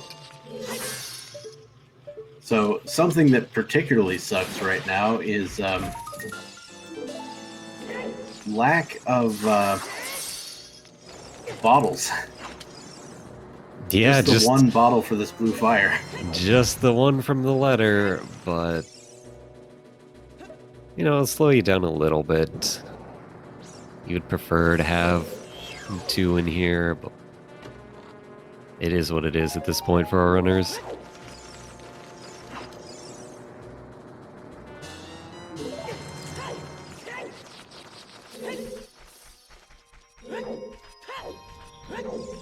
So TheSaltySponge is well familiar with the glitchless jump strategies for this next room, so I expect this to be a fairly quick play through the block puzzle room.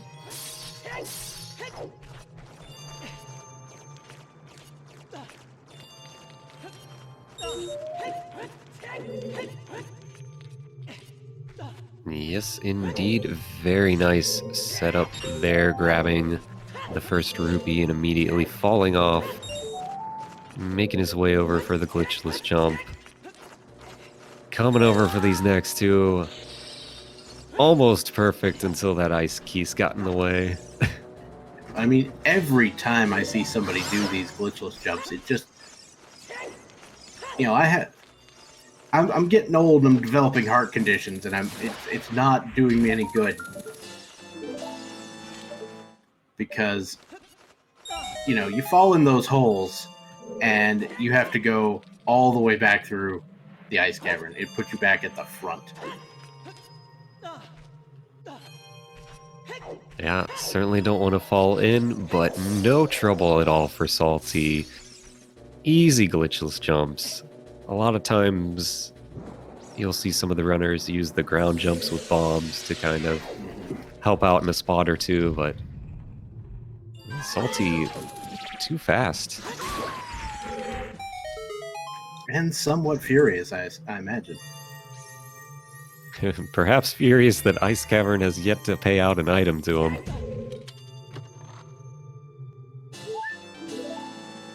Oh, just Nocturne here, so not really requiring the Spirit Temple play right now.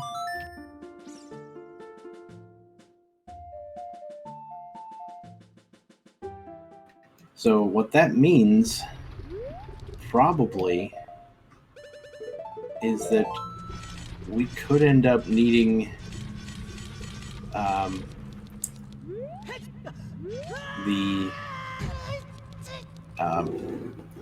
the hook shot to get to the long shot to get to the boomerang. That's what I'm trying to say.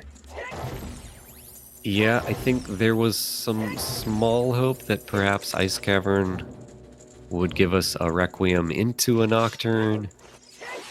Just straight up Nocturne means we're likely getting that long shot and gonna have to run our way all the way up there to GTG and potentially Spirit, looking for Boomerang, Dins, and Light Arrows. Mm-hmm. And of course, for those of us who are aware, the Light Arrows, they could be anywhere.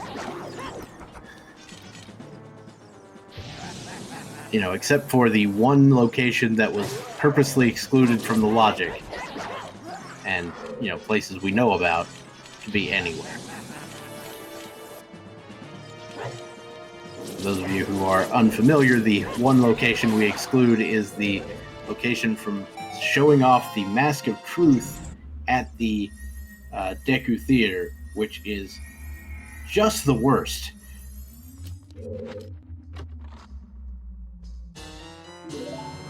As it not only requires the acquisition of all the spiritual stones, which you got to do for this anyway, but you also have to complete the entire child mask trading quest from start to finish. And that's just a huge time sink that nobody wants to do. Certainly not. And now, Salty on the hammer path there, 2 small keys. Nope. Well, that's good for him, I think. Because, it does mean he will be picking up those hover boots and BGS. He's not going to get tempted to perhaps simply fight the boss and leave here, which, very well could have been a play with long shot GTG Spirit looming. Not going to get baited that way. Very nice for him. Going to pick up his hovers here. Still looking for that boss key. So we're also seeing some new checks from Dylan here. We saw adult fishing. I didn't actually see what it was, but it doesn't seem like it was terribly important. But we're also seeing other Lake Hylia checks that I don't believe we've seen yet. No, none of our runners have ventured out this way just yet.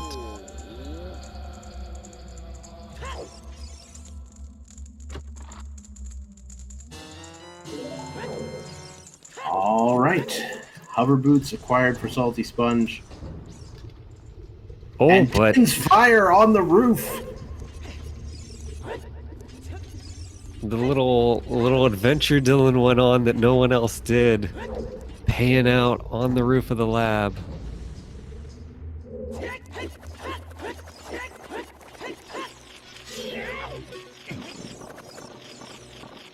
But what keeps such Din's fire on such a strange roof? Anyway, I'm making very bad references. Because now I'm just thinking of a musical entitled Din's Fire on the Roof. Oh no.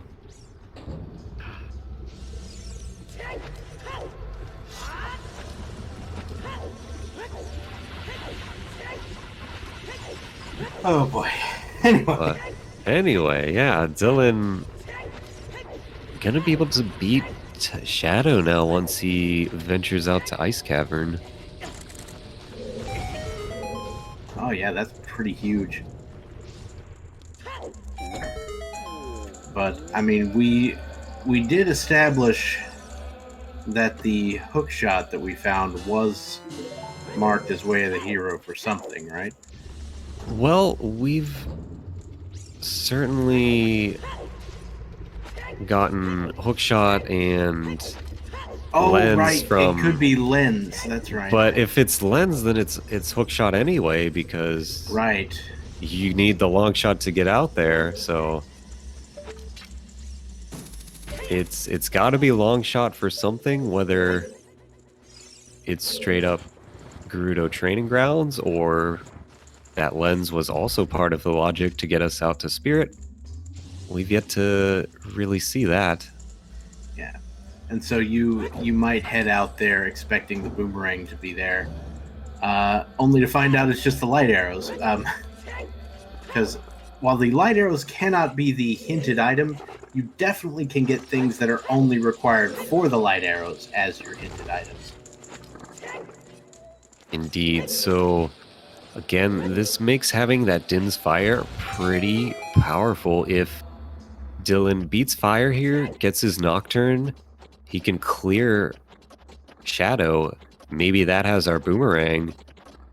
If that's the case, you know, like you said, if it's only this chain for light arrows, Ganon will tell us which way to go, whether it's GTG Spirit or what have you.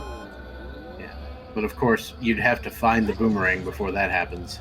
Well, So you know, a little wishful thinking on my part that maybe it's in Shadow, but could be. It's not outside the realm of possibility.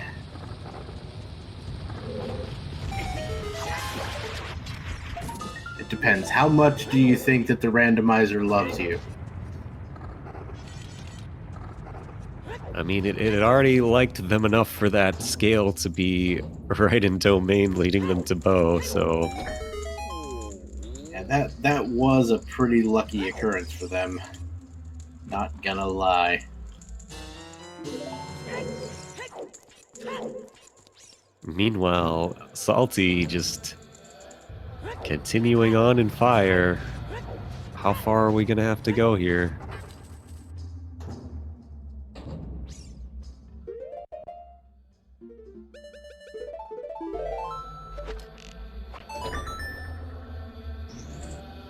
Well, I mean, the boss key can be wherever it wants to be, and, you know, as long as we are disallowing glitches to get around collision, you're going to need that boss key to beat the dungeon.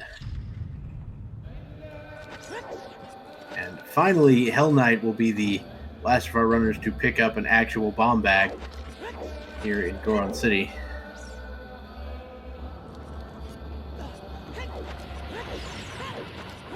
Yeah, of note, Hellknight86 still haven't chowed Goron City for that spinning pot and hammer. We'll see how long it takes them to get back there. Perhaps they're assuming it is the bomb bag that's logical. As you know, Keizo sees another one that was locked by bombs.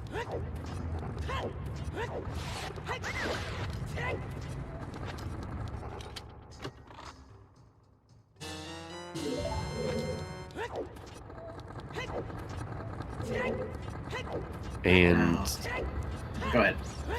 I was gonna say, as we keep going deeper into Fire, I think this becomes a little bit scary for our runners if they haven't gotten their Scarecrow song down. I think that was part of why Dylan went out to the lake there. Mm-hmm. But yeah, so Dylan definitely did pick it up. Somebody was telling me there might be a way to do it to get there without it, but I know you can do it with a long shot. But, yeah, I believe with the long shot you can pinpoint it. I'm not sure if hook shot alone I don't think will work. Yeah, SaltySponge is leaving it behind as if that was not an option here. So Yeah, And I'm assuming if anybody knows how to do it, it's him. yeah, so I think everyone got the child side set up, but only Dylan on the adult side finishing the song. So if he goes up there and it's boss key, that could be big here. But again, Hell Knight and Keizo still no hammer even, so they've got a bit of a bigger issue for fire.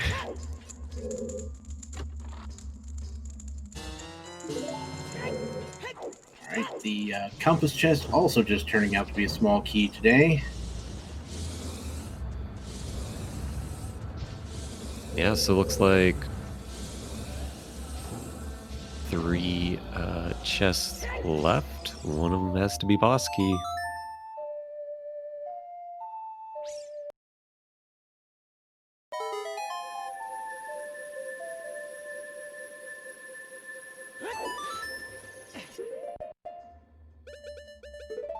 Nice use of Pharaohs by Dylan. Gonna let us know if it's Pierre here.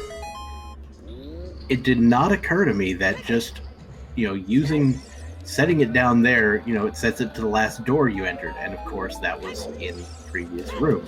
So setting it and using it immediately just takes you where you want to go.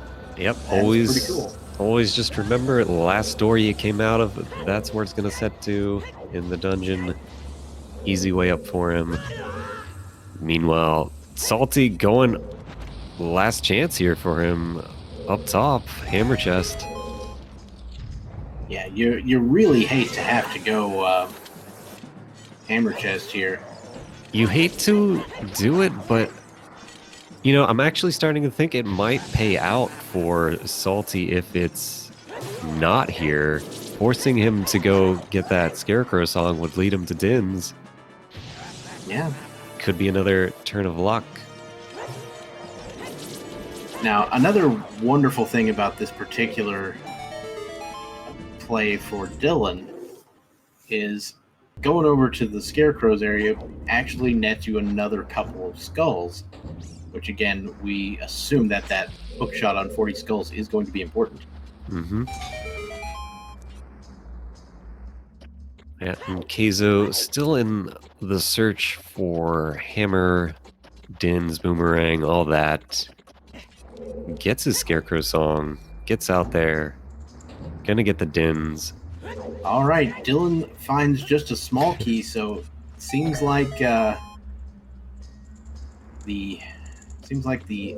boss key is in fact going to be here on the big chest, or not the big chest, the hammer chest, which is kind of a pain. Yeah, big pain. I had to go all the way to the top, and now, as I was thinking, this could, be a bad thing that turned fortunate for Salty. It's kind of just a bad thing, because when does he go out to, get that Dins in the lake now? Probably after GTG. Yeah, that's my concern, is if you get your long shot, get your... If you find boomerang in GTG or something, it's just like, Yeah. So we'll see when he chooses to route in the lake here now.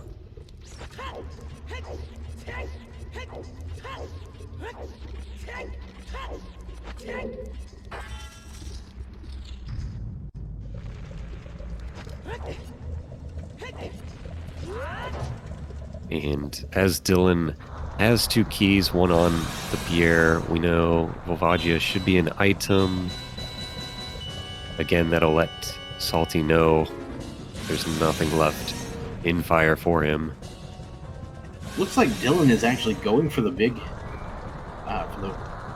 for the hammer chest first, interestingly enough. And Keizo has just picked up Din's Fire. Yeah, Din's Fire already had his Nocturne. So, gonna get into Shadow eventually here, perhaps turning in some skulls first. Yeah, looks like it.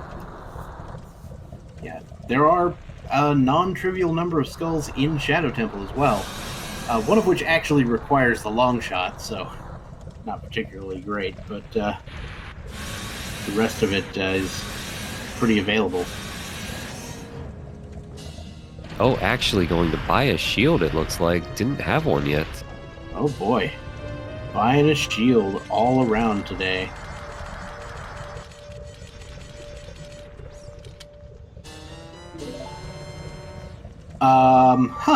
That's That a is big bow. Yeah. And that actually puts the big Poe check in logic. It sure does. You can't empty that out otherwise, so finding it will put it in logic. We know Fortress is dead, so we're not going to need Epona at all here. Yeah, that is pretty nice to know, considering that Epona's song is not particularly forthcoming.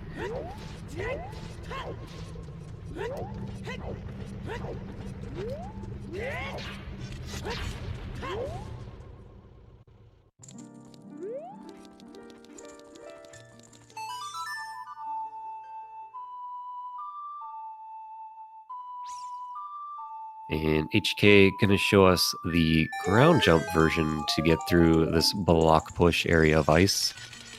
Tiny bit slower than what we saw from Salty, but still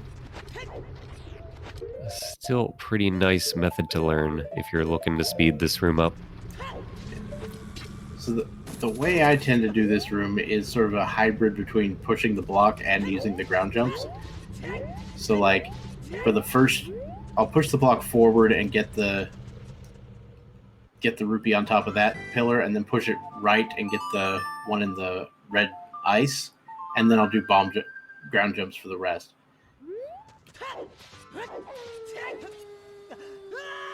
Unless, of course, I don't have any bombs, in which case I'm scrambling to remember how to push blocks around. Yeah, for sure. There's the ever possibility you don't have a shield or you don't have bombs. And that is why it very much helps to learn those glitchless jumps. And apparently it is possible to get them consistent enough to where you can just breeze through them every time. SaltySponge again on a mission from, the seed itself to get as many skulls as physically possible.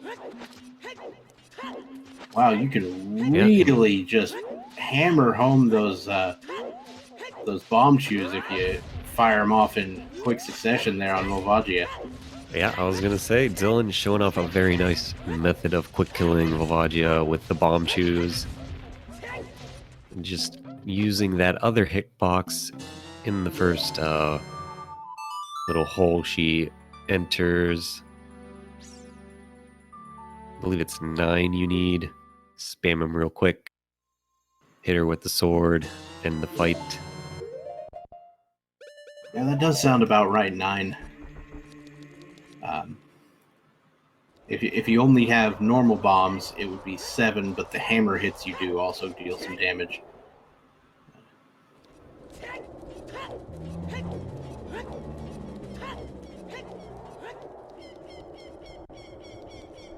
It's important to keep her at just the right values of health so she doesn't, run around. Alright, big pose, just a blue rupee, but it does empty that bottle again.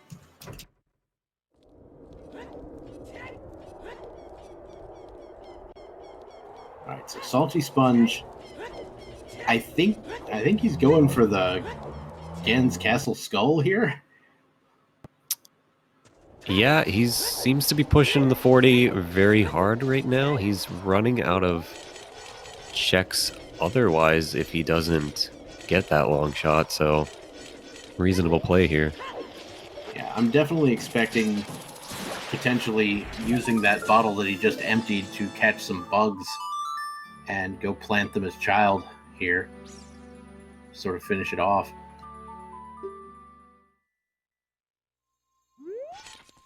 Yeah, you could be right, as he's certainly going child. But like I mentioned, a little unfortunate that he didn't need that Pierre after all, because not making that adult lake trip, not finding that Dins could prove costly. I haven't actually been counting our Way of the Hero hints, but I think we've seen them. Mm-hmm. Oh my goodness. Hellknight just did it. I was just going to say, are you seeing what I'm seeing? He went for the most obscure skull in the game. You got to go all the way out there in the fountain, but sure enough, one of your skulls.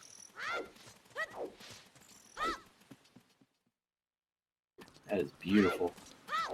Anyway, Keizo about to get a slightly less obscure skull. And also some things in Shadow Temple. Yeah, still hoping one of our required items shows up here. Boomerang would be pretty huge, I would say. Yeah, not too huge, though, because the child has to use it. Yeah, sure enough, but it'd be one less thing we're searching for out in the desert. Are we going to be combing the desert like they did in Spaceballs? If you're salty, you might be combing the desert in search of that Dins as well. Mm-hmm.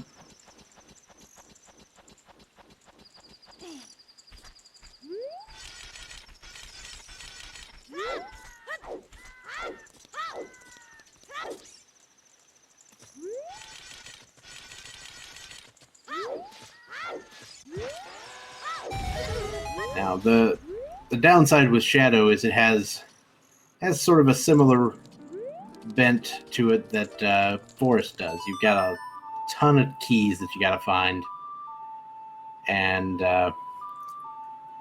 they're never all where you want them to be.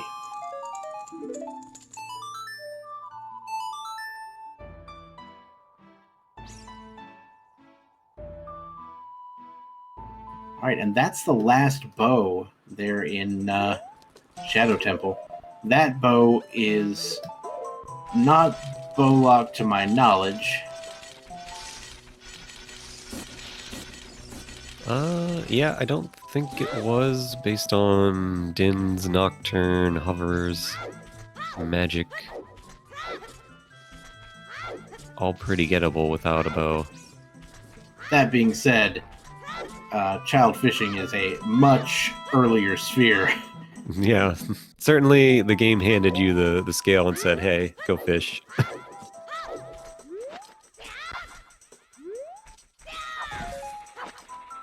It's like, do you have any bows? Anyway, as expected a minute ago, TheSaltySponge actually did catch some bugs and is going to start planting them. Yeah, Salty and Hellknight both with bugs in hand, getting their way to 40 skulls here.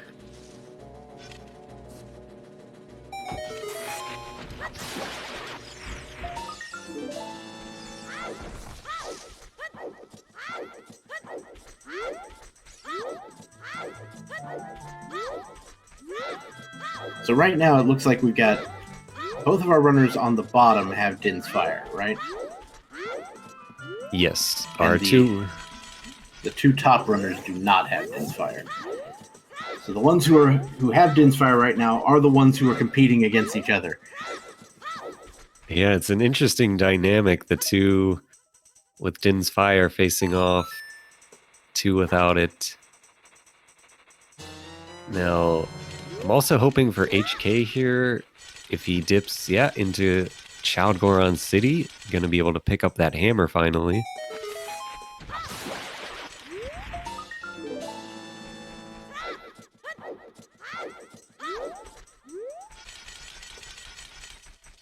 So one thing we haven't really mentioned about this tournament is, as one of the main tournaments here for the SpeedGaming Live event, this tournament does in fact have some cash prizes associated with it, and because these runners are all in the top 4, they will be taking home some of those cash prizes. So, congratulations all around, no matter how this race turns out, you know what I mean? Oh, for sure. Definitely took a lot of skill to get into this top 4. You had your group stage with 4 matches. You had your Sweet 16 matchup, then your top 8. Winning those, getting here, you know, already congratulations to all these guys just for making it this far. Incredible runs they've had. All right, so the Salty Sponge is now on to 39 skulls, I think. And a claim check spotting in shadow, but we already know Bigoron is not going to be helping us out here. Now, Keizo is about to go right by a skull that we just can't get right now. Hellknight, however, picking up the hammer, sort of evening out the item distribution here between him and the Salty Sponge. Yeah, now, Keizo could, in theory, get that skull if he really wanted to, but he'd have to pull the block like halfway to summon Pierre and get up there. It's a bit of a pain. I've had to do it a few times. Pierre, I've had to do it a few times with right. with dungeon skull sanity. Sometimes you really need to get that one. I was not aware that was an option. It sure is, but it's not a pleasant one. Yeah, it's not one I would do in this case, even just because there are so many more different skulls you could get. Speaking of which, Salty's going to pick up the last skull, I believe, on the roof of Impa's house before heading in to pick up that long shot. Yeah, once he has this long shot, though, gonna be kind of... Who knows where he goes? Yeah, that's my big thought here. Do you stop over at the lake first, hopefully? He'll see the dins? If not... I imagine it's probably straight to GTG.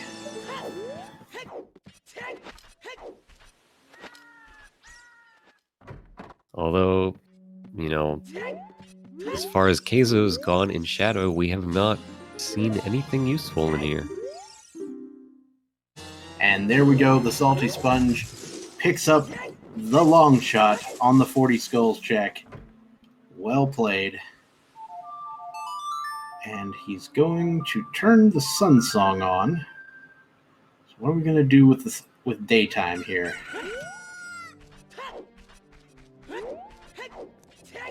He's playing the archery game first, which we know is just another bow.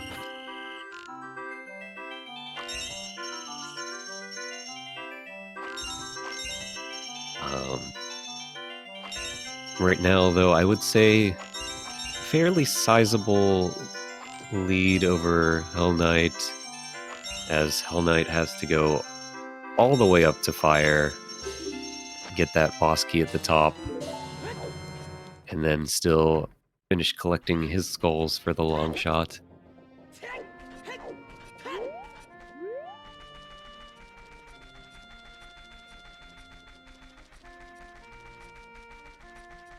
Alright, so Dylan will be picking up the Nocturne Shadow rather shortly, following Keizo over there. So yeah. Keizo appears a little bit ahead in the lower race, but again, Keizo does not have the hammer, which we know is going to be required.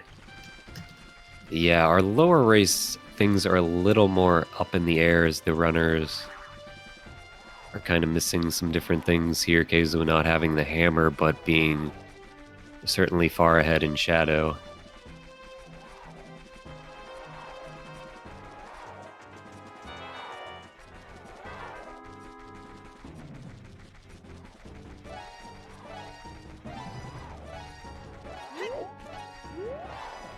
And as we expected, Salty Sponge is headed directly over to the Gerudo Valley area.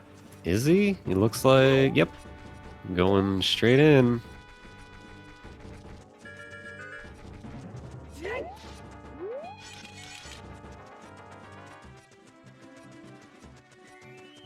Meanwhile, Hellknight making the arduous climb that is the deep fire play, required for every single runner this seed.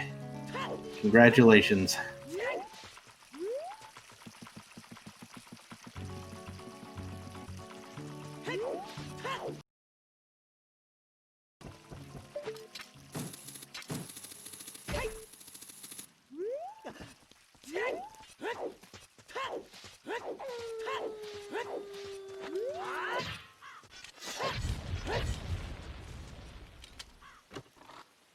Alright, the hammer chest in Gerudo Valley, just some arrows.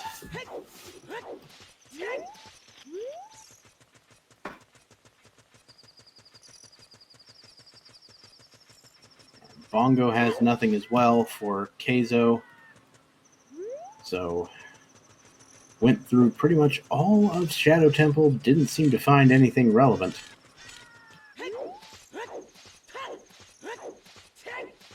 Yeah, nothing in Shadow.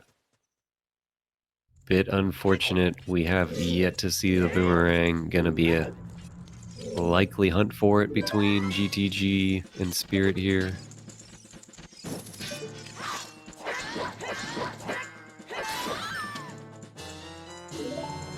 And stabbing the wall somehow damages the Gerudo guard, because that's how things work in this game.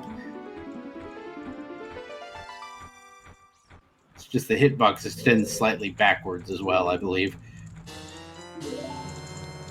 For your sword, that is. Yep.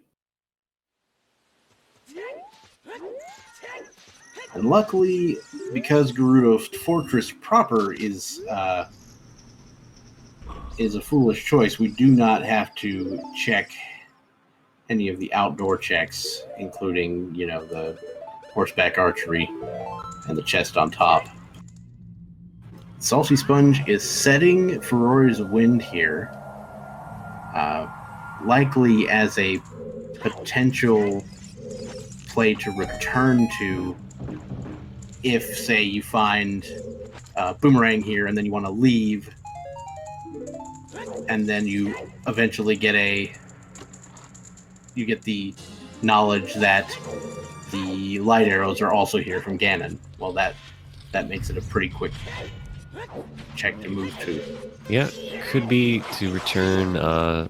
He's still looking for that Dins too, so not likely to bail with a single item. Could also just be using it to warp back once he gets to the end of the go around here in GTG. We'll see what he finds, if anything, here.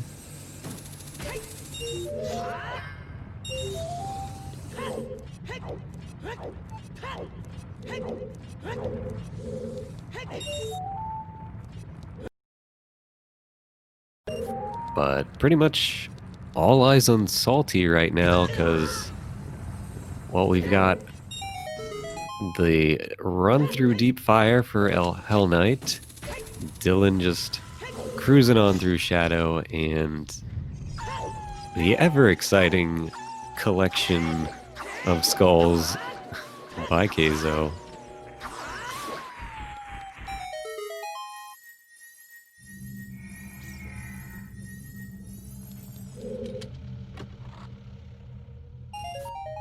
And it looks like Keizo as well going to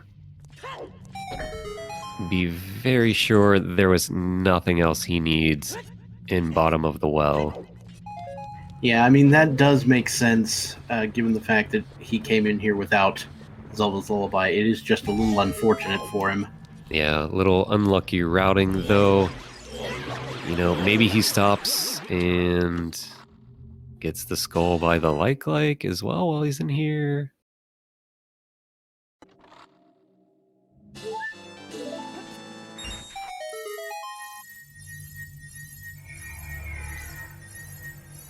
But we otherwise know these chests hold nothing for him.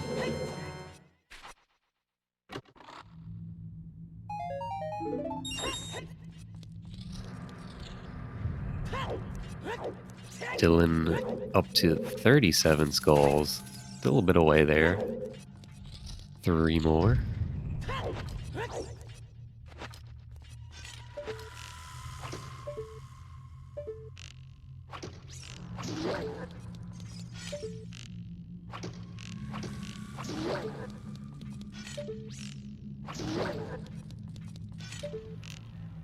And TheSaltySponge still making his way through Gerudo Training Grounds.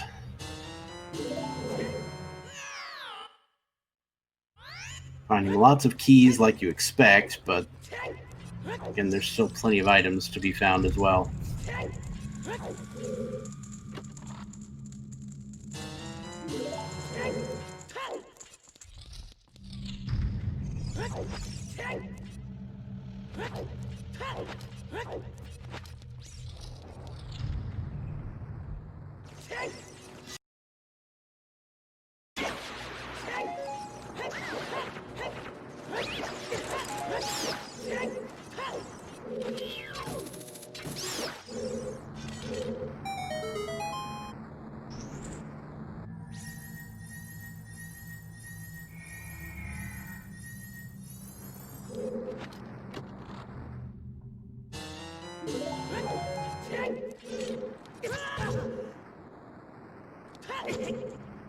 And as we finish our walk around here in GTG, still nothing useful for Salty.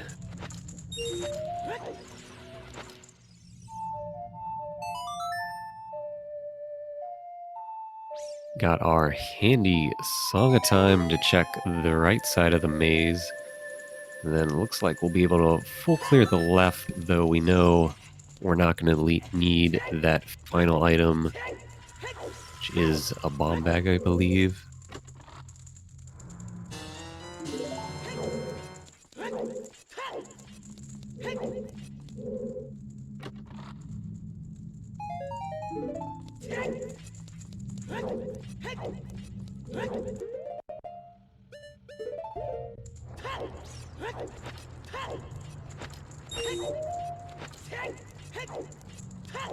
But 6 keys out of 9 so far. Gonna hope we only see 2 more on our path, because we have no iron boots yet. We can't check the toilet. Hoping no useful item deep there. 7 keys. Not really what you want to see.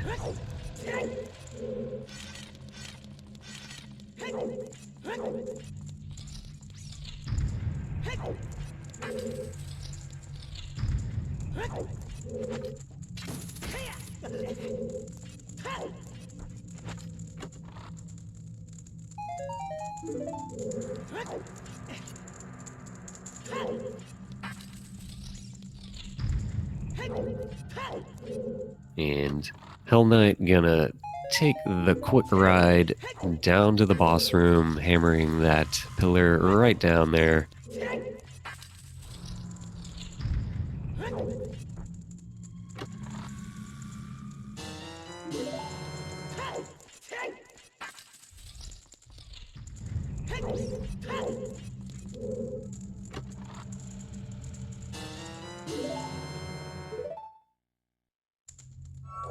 And that's all the keys in Training Grounds.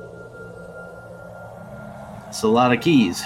Well, it's a lot of keys, and it means the toilet holds an item. So, Ew. and not what you wanted to see there. I generally don't like to see items in the toilet. No, that is correct.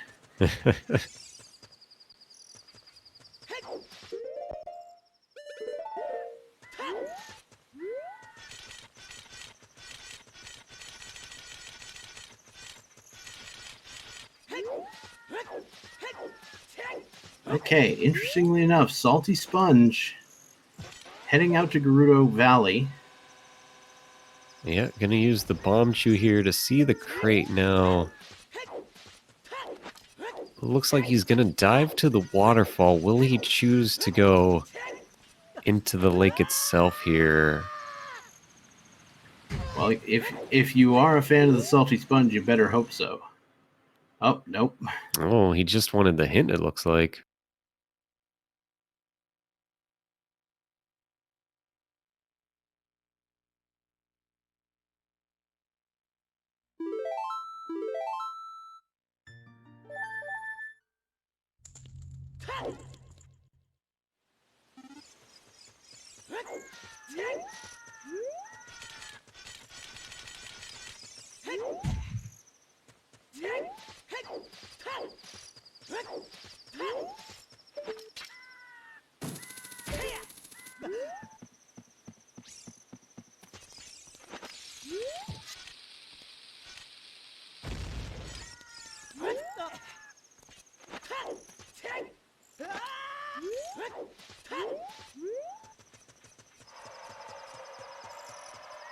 So where will we find this boomerang and our light arrows?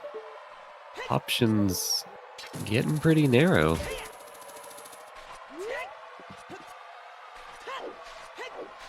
White. SaltySponge is crossing the wasteland using some nice spin attacks to, you know, see where you're going. Because otherwise nighttime is not fun.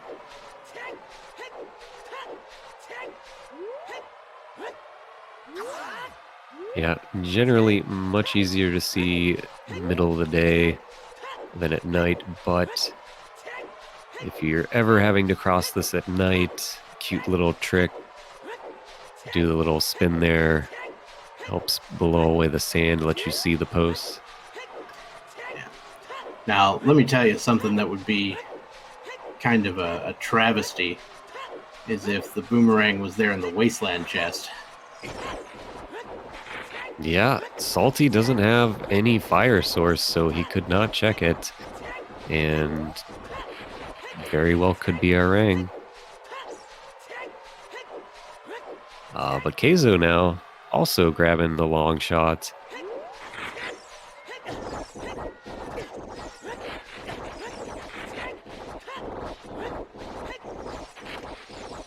And going back, remembering he never actually checked the 20 skulls.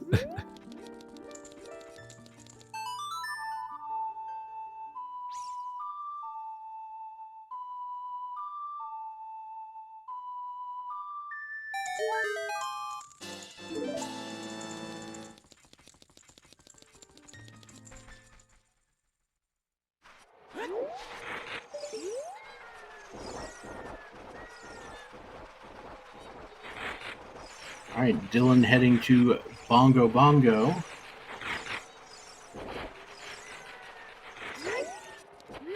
Yeah, Dylan just slightly behind here in finishing up Shadow than Keizo, but he has the hammer where Keizo does not, so I'd say advantage pretty solidly on his side right now. All right, and we do in fact get the vanilla Requiem of Spirit from the Requiem check. It looks like SaltySponge is headed out into Spirit Temple. Dylan seems to have had a bit of a crash of sorts.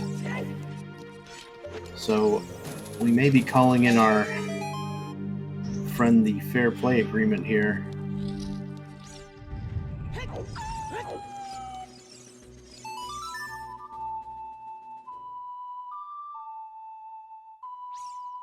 That is the thing with Ocarina of Time Randomizer, because Ocarina of Time Randomizer. Oh, iron boots in Spirit Temple. No, thank you. I don't want to go to Water Temple. Well, I was thinking I don't want to go back to that toilet check, but yeah, ugh. All right, so it looks like there will be some shenanigans with the Fair Play Agreement here. SaltySponge is actually pausing, even though this is not part of his race.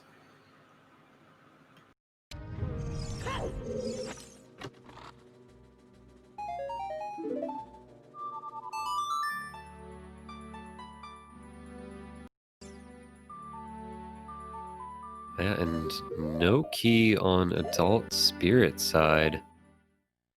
So we are in fact going to see a toilet play. Oh boy.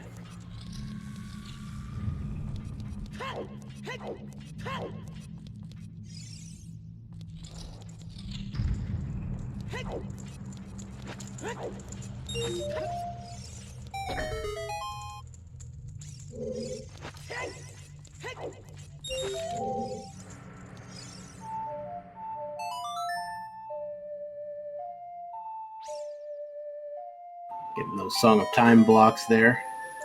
You know, it took me the longest time to realize that the Song of Time blocks actually have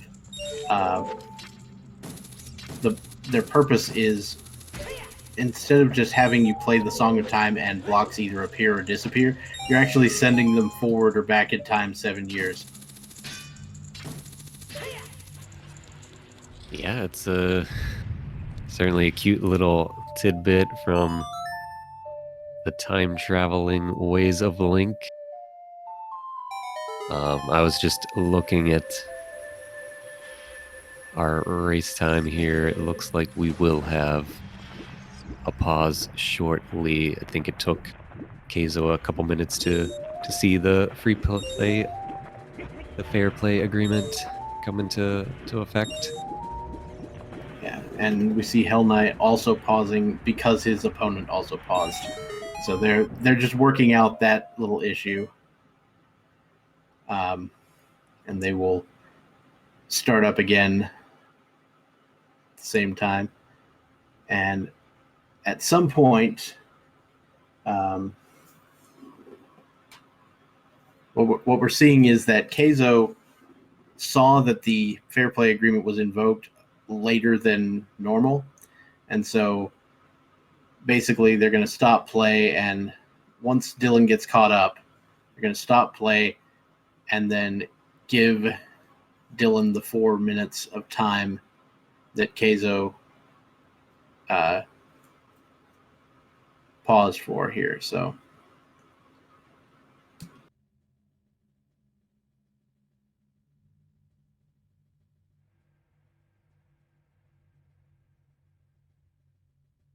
and so that's why Keizo is currently standing still.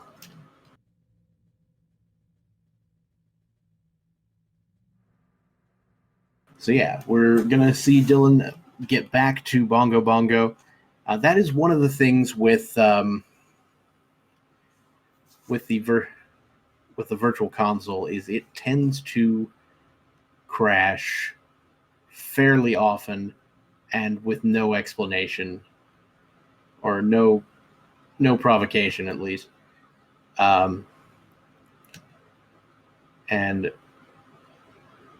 this is not something you deal with in a lot of other randomizers, but the code for this game, not only is it a little bit wonky, but it's also compressed when you put it onto whatever you're using, except for VC, where it's not compressed, and that can cause some crashes.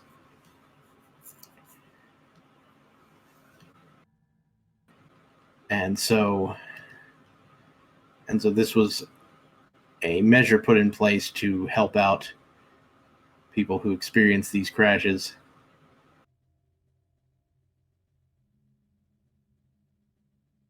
Yep, and while we're just catching up Dylan here from the crash, I'd like to again thank my co-commentator here, Dr. Bobtastic. Thank the trackers we got August 40th, and I believe Warren Traveler helping us out behind the scenes, everyone involved. Thank you to everyone watching us as we wait for the exciting conclusion here to see who's going to be in our grand finals. What do you think, Dr. Bob? Well, I mean, right now, for the top race, it's all up to who finds that Din's Fire first. It could be either one. I mean, the Salty Sponge has a bit of a lead in terms of things checked, but Din's Fire could really turn the tide there. Yeah, for sure. If Hell Knight follows the same path here straight out to GTG, he'll just kind of be in the footsteps of Salty, but he could choose to go to the lake first. Mm-hmm. And down on the bottom half here, Dylan, bit of an advantage having that hammer. Could be quite a while for Keizo to get back to Chowdgoron City here now that he's in training grounds. And so what happened with Hellknight, Salty Sponge, is TheSaltySponge thought that he needed to pause because of the fair play agreement, although it was someone else's agreement that caused it to happen. And so then Hell Knight paused as well, and turned out to not be necessary. A little bit of confusion since all 4 runners are playing right now on the same seed, even though it's 2 separate races. So just sorted that out a bit, and now you see Salty and Hell Knight continuing on. All right, so Dylan has in fact now caught up to Keizo, and what's going to happen, or to where he was. So what's going to happen now is Dylan will be given the go-ahead to play, and then Keizo will wait another 4 minutes, because that's when he figured out that the fair play agreement had been invoked. And then once that's done, the timers will resume.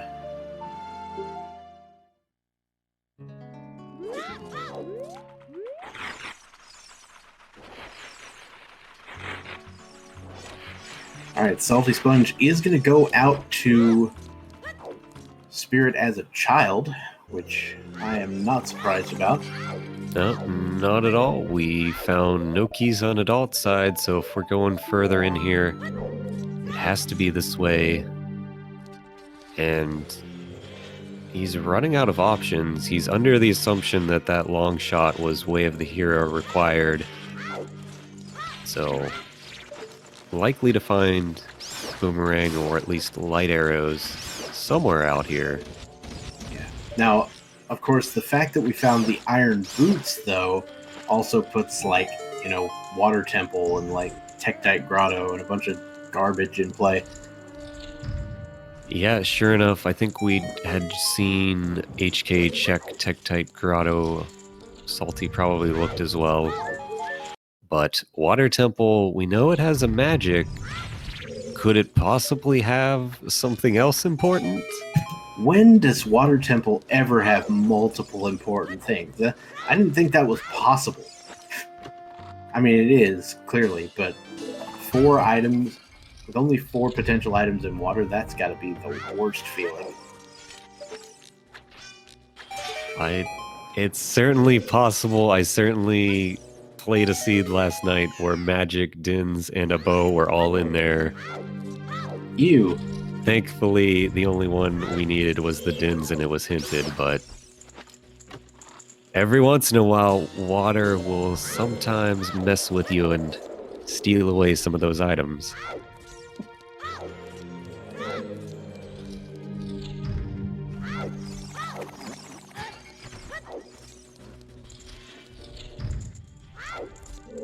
But again, Spirit Temple, much better check density, much more likely to have what we need as Salty continues through it.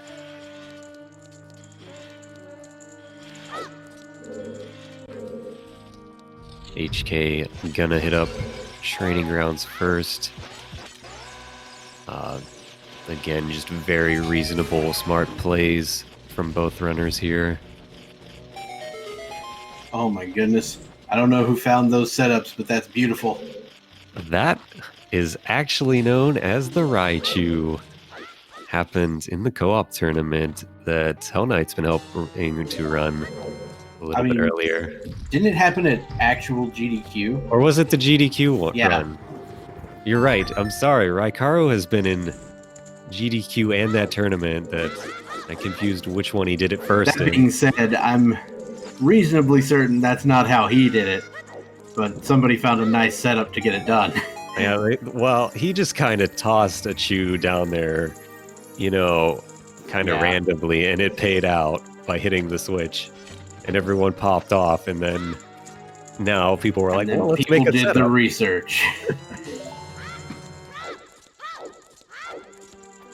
People were like, let's make a setup, because that's how you do in this game. You gotta. When you see a swag move like that, you're like, I gotta do that.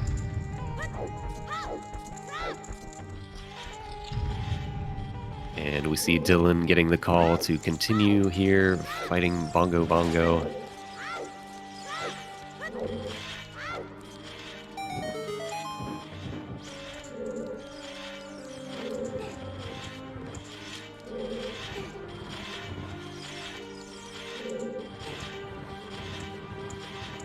Keizo just kind of giving us a nice little tour of this room as he waits for his signal to get going.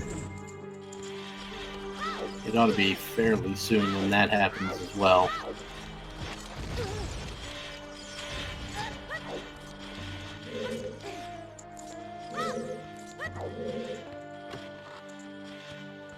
But we're marching our way through Spirit Temple, still hunting for that boomerang, hunting for those light arrows.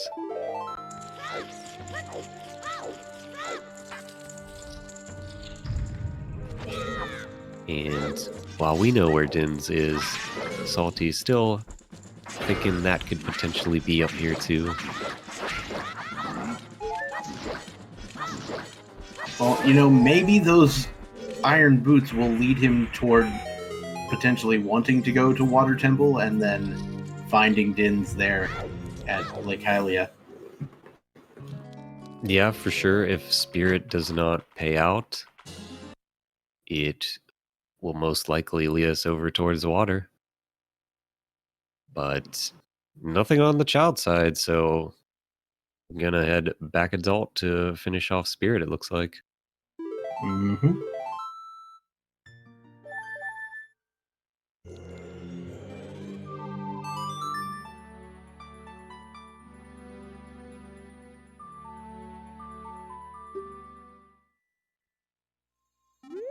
All right, Dylan has finished off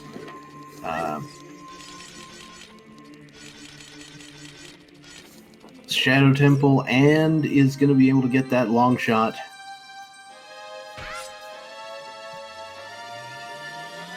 I imagine we're going to get more of the same heading toward GTG, etc. Yeah, again, guesses in chat, where is this boomerang?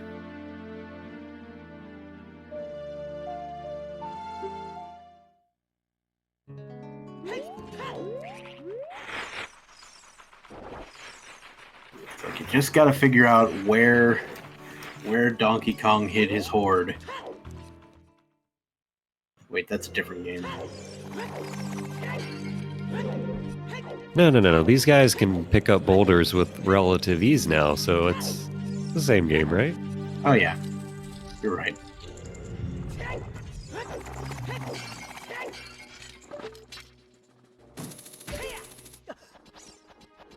Is it Linky Kong? Is that the one we're playing as?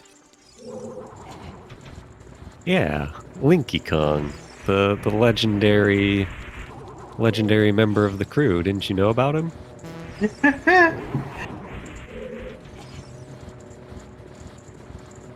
He certainly got a funny face. Listen, there's a DK64 randomizer, so maybe we combine this with that, like they do with, Super Metroid and Link to the Past. Good lord.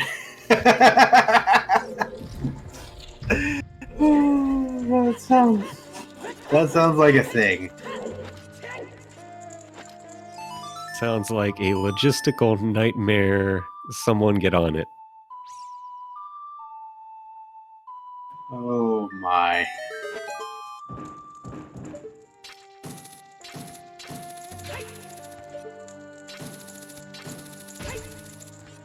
Alright.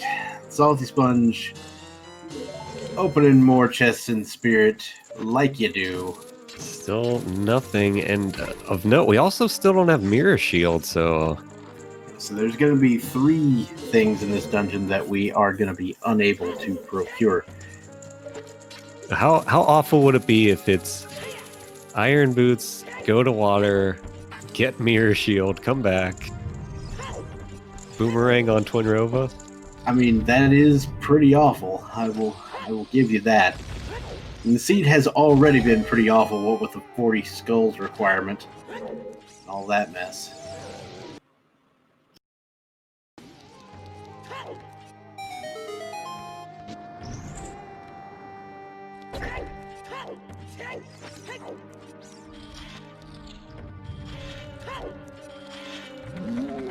Alright, so Keizo is back underway now.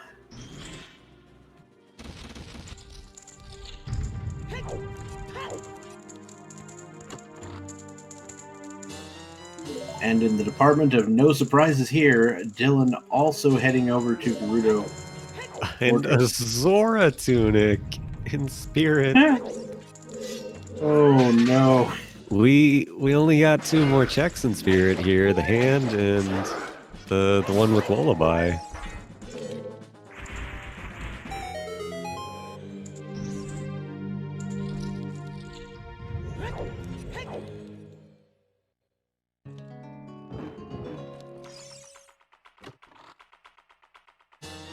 There's the boss key, but doesn't do you a whole lot of good without that light reflection source there.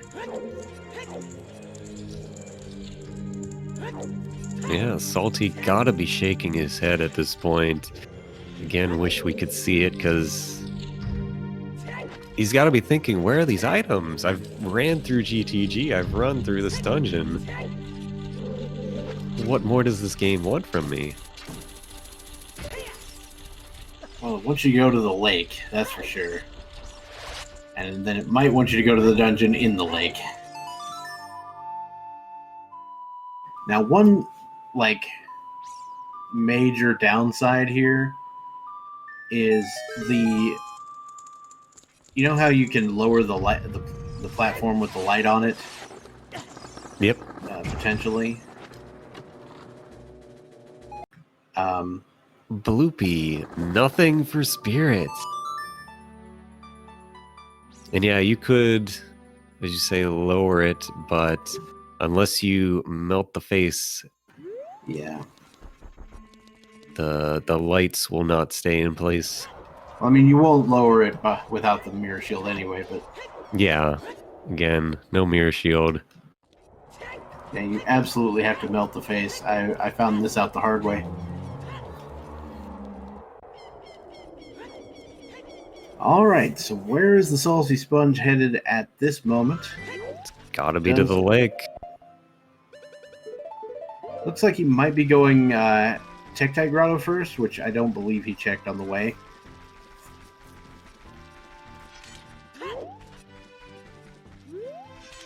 Yep, he's headed straight for that tree.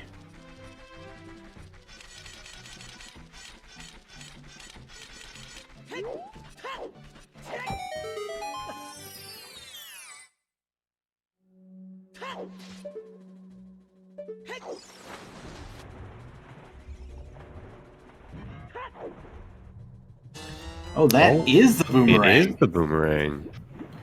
Yeah, I couldn't quite see what it was when we looked earlier, but... Well, there we go. Boomerang acquired at the Tektite Grotto. And that's what those iron boots are for. And there is one other item you can get that will give you that, but that's the gold scale. And for all we know, that's in Ganon's castle.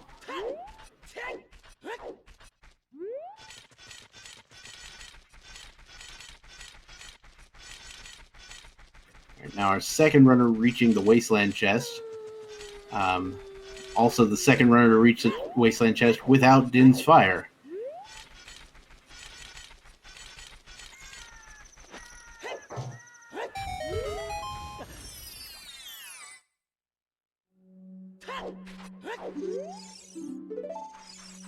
Oh no, Ocarina of Time is Saria's song.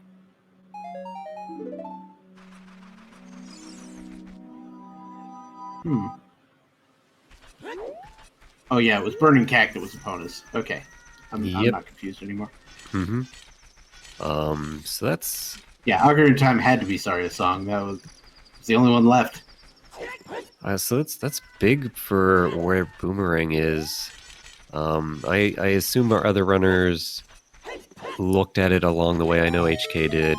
Pretty sure Dylan would have.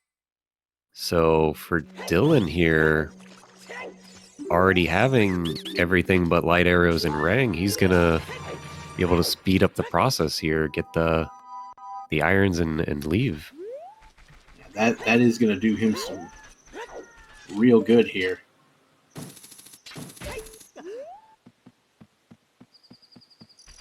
You know, Dylan, despite the crash and things, could end up being the first runner to finish.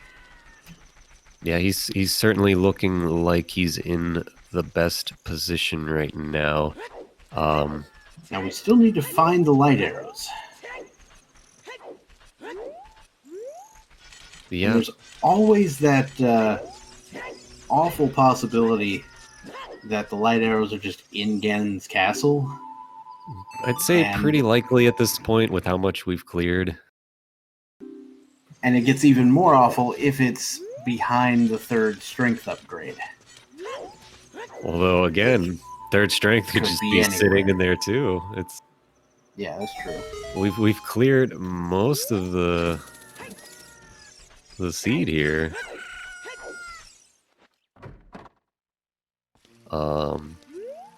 Salty here has his boomerang, but knows Jabu is barren. So making a good play to finally get through the lake, thinking he's for sure going to be finding Din's Fire here or in water. Now, luckily, that is going to turn out to be the case if he just goes to the top of the lab. Yep. He will have that Din's Fire. Yeah, we know exactly where it is, and it looks like he's logicked out the general area here.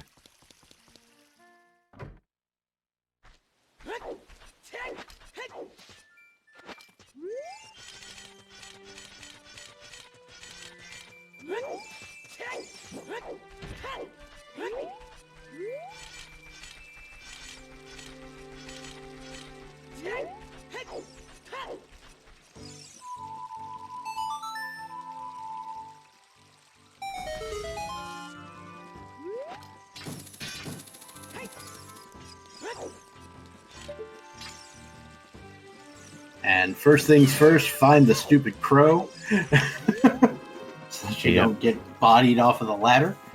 For sure. If you don't take him out, he will knock you right off of there. Never let him get away. As Salty peeks what's on top and says, "Oh, man, you were up here this whole time." Hellknight also finds those iron boots. And then realizing no key yet. Dylan also about to find the iron boots, but that's going to make him significantly happier, I imagine. For sure. He's not going to be saddened to see no keys here. He's going to say, I don't need them yet. I just need to go get that boomerang, beat Jabu, and let Ganon tell me where I got to go. And you see an immediate playing of the Prelude of Light. This firmly puts him in the lead out of all our runners. Now we know it's two separate races here, so still anyone's game between Salty and Hellknight.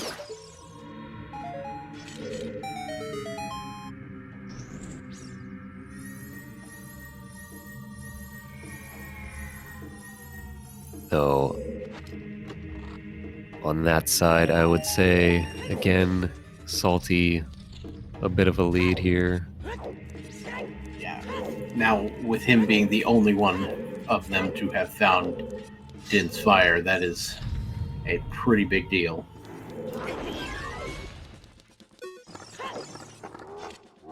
And as we expected, Dylan is headed directly for the Tektite Grotto to acquire a boomerang.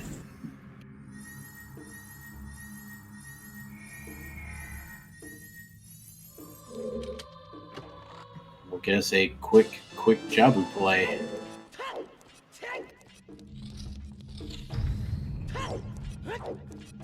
Then I imagine we'll go see, if Ganon, can tell us where those arrows are at. Yeah. I'm not gonna lie, my favorite thing would probably be for Dylan to be going up to Ganon, open the boss key chest on the way up, and it just has the light arrows. He's certainly going to open it along the way. It's so fast and free to get. I've seen it happen before, so always that relief if it's there. Worst case scenario, though, is Ganon tells you something like Spirit Temple, which we know would need Mirror Shield to find. Yeah, and then Mirror Shield is in the light trial. Which would need golds to find. So, not out of the woods yet. Oh no.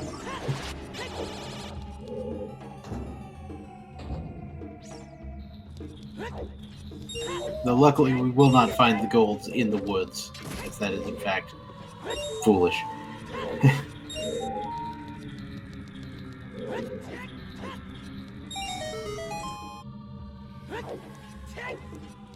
Alright, Dylan once again finishing off, or acquiring that boomerang and heading directly over to Zora's Fountain for the Jabu play, setting up the necessary items to plunder Jabu. Yep, gotta go the long way here, no Serenade.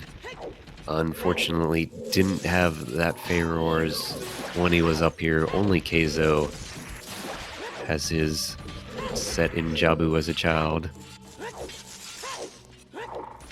Yeah, that's an interesting note you make.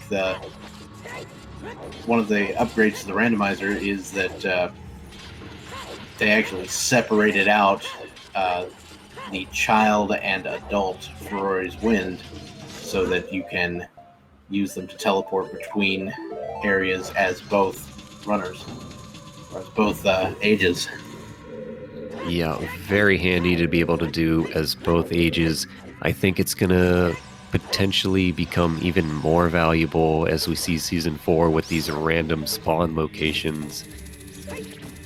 Oh yeah. If you don't have good warp songs, you may see better use of Pharaohs. Yeah, the random spawn locations has got to throw a wrench in like everybody's opening plans. Random spawn location and random spawning age, right? Yep, So, like, it is both. I also like how the new settings are bringing back the necessity of the Kikiri sword. Yeah, it's another interesting change made to kind of break up the standard opening plays like we saw tonight. You go do your 3-song child thing, go to Deku Tree. Pretty normal, but here in Season 4 they're gonna say, nope, gotta find that Kikiri sword before you get your easy Deku checks.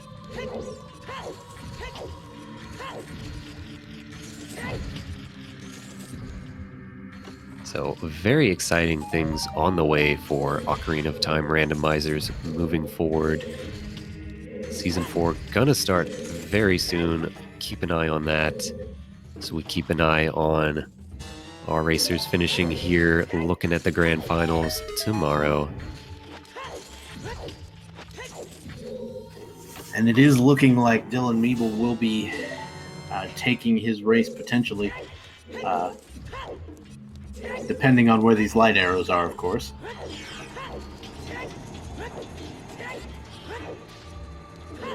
Yep, for sure. There's some spots that could trip him up a little bit if Mirror Shield or Golds are needed. But on the other side, we still have Keizo here needing to find that hammer in Goron City.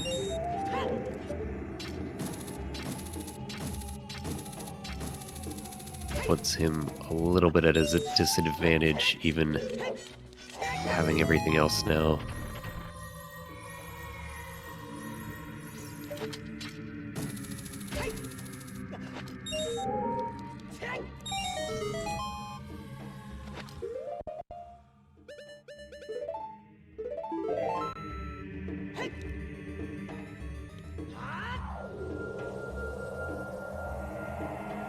Alright, so the TheSaltySponge is making use of Ferori's Wind to make quick work of this Shadow Temple room that nobody ever likes to actually be in. No, you never like having to deal with these fire keys flying around, never cooperating. Instead, you say, set my Feyrors, place that bomb chew up, blow up the pot, and get out of there. Alright, so Keizo is joining Dylan in Jabu Jabu.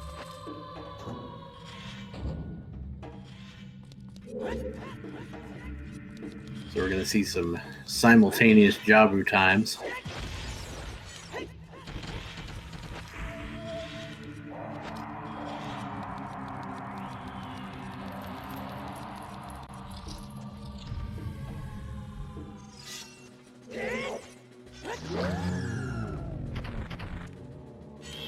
I mean, perhaps Hellknight didn't check the grotto like we thought, because he still doesn't have the boomerang, apparently.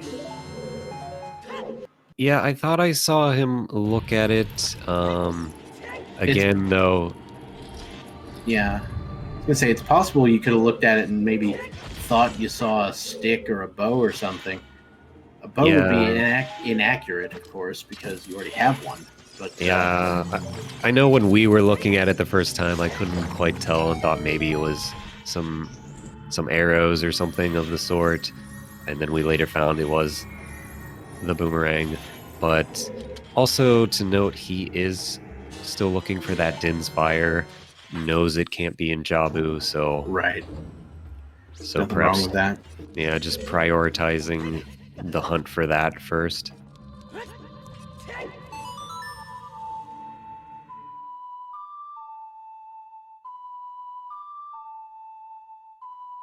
All right, TheSaltySponge now taking the boat to Bongo, and Dylan is going to deal with Big Octo.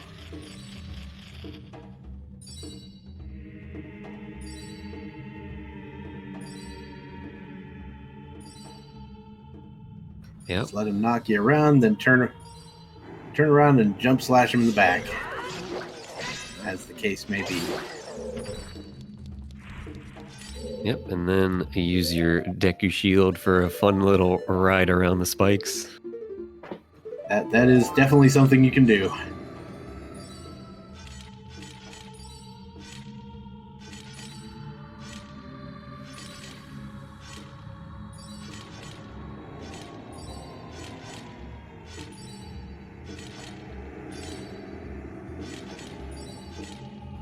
TheSaltySponge is showing us playing us the rhythm of the Shadow Temple drums.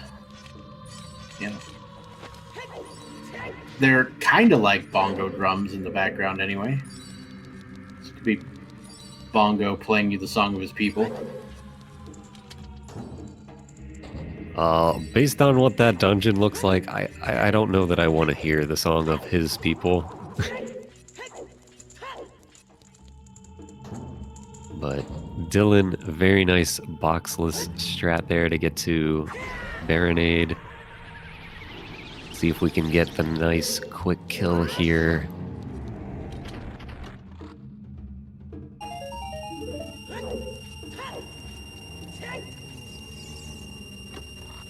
Very nice. And the second shot, again, quite good. And then from this point on, you just take intentional damage every time you damage Baronade to make the fight go faster.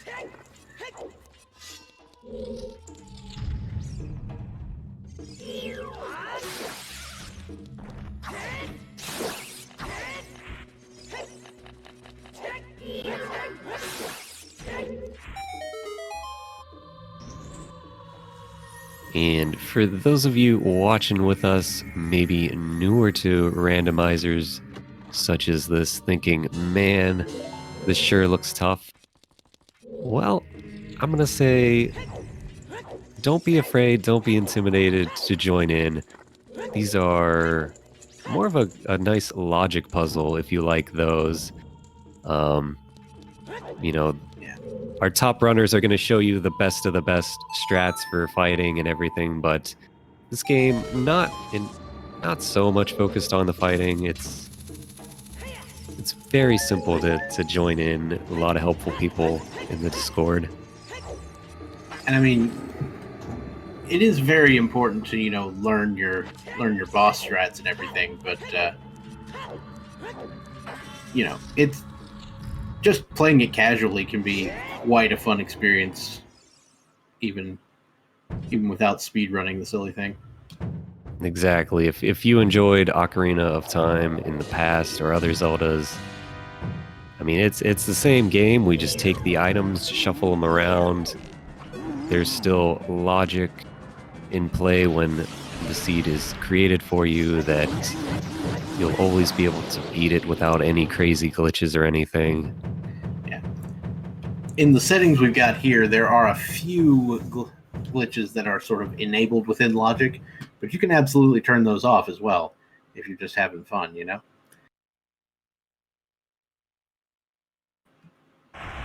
Personally, I recommend just going straight for like scrub sanity, skull sanity. That's don't do that.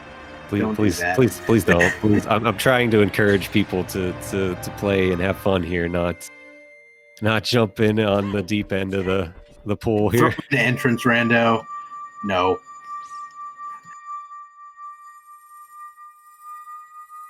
But all right, Dylan, first player to get into Ganon's castle, had our 3 stones, had our 2 medallions we needed. Again, those were our settings: 3 stone bridge, shadow spirit medallions, get that boss key, come up here. Let's see where Ganondorf tells us we're going. Last chance to get your guesses in chat. Light arrows are the only outstanding item. The Salty Sponge is going to go back to Jabu. Finish that off.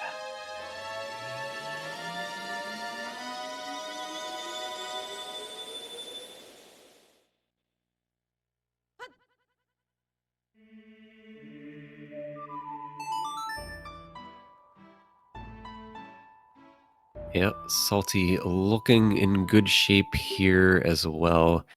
HK just a little bit behind him, kind of following the same trail, checking the toilet, then gonna be headed to the lake as his final logical spots for that Dins.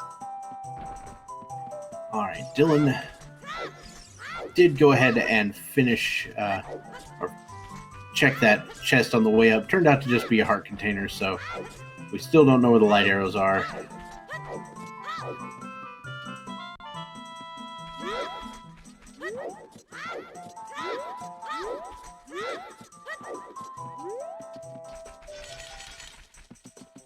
So at this point, you'll probably want to save before going to Ganon so that you can read the hint and then reset. I would expect potential dropping of Pharaohs. I'm not sure where Dylan has it currently. Yep, looks like he's pulling it out.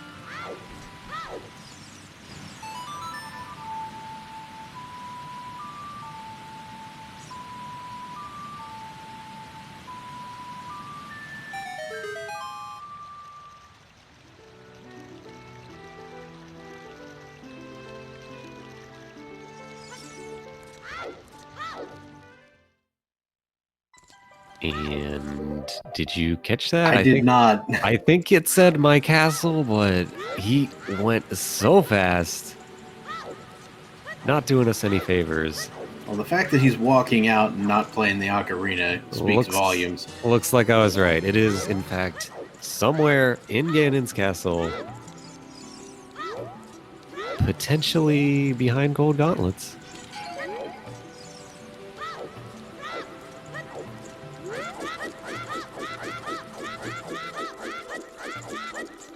Alright, so Spirit Trial. 2 chests over here, one of which requires just hitting that switch, the second of which requires bomb chews.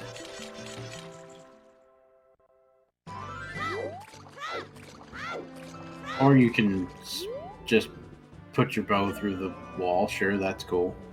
Yeah, normally you want to use a bomb chew. Dylan got to be a show-off here with a little bow extension.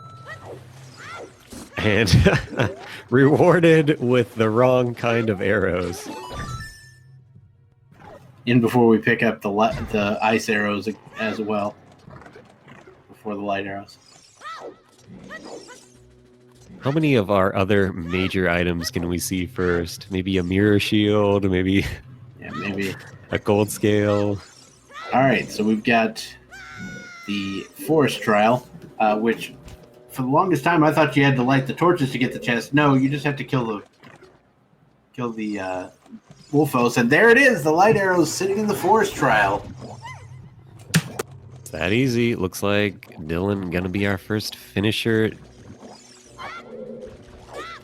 No sweating that we need to find gold gauntlets here. We are in full go mode.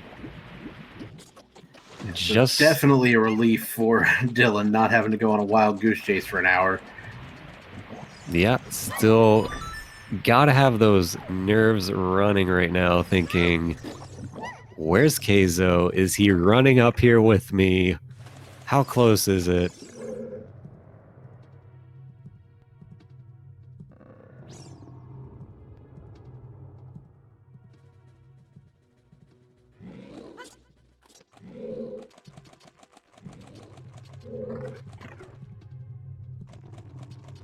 Yeah, unfortunately, I feel like Keizo might be the last one to finish here, just because, you know, that child Goron pot thing is going to be so far out of your mind, and you're going to have things like water temple that you can do, and all these sorts of ugly checks.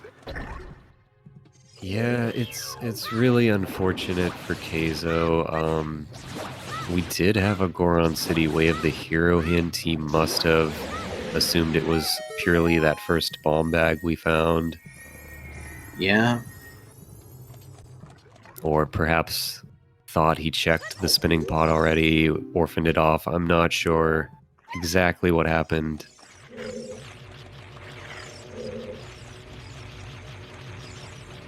But here we are, Dylan fighting the dwarf. See if we can get the clean one cycle.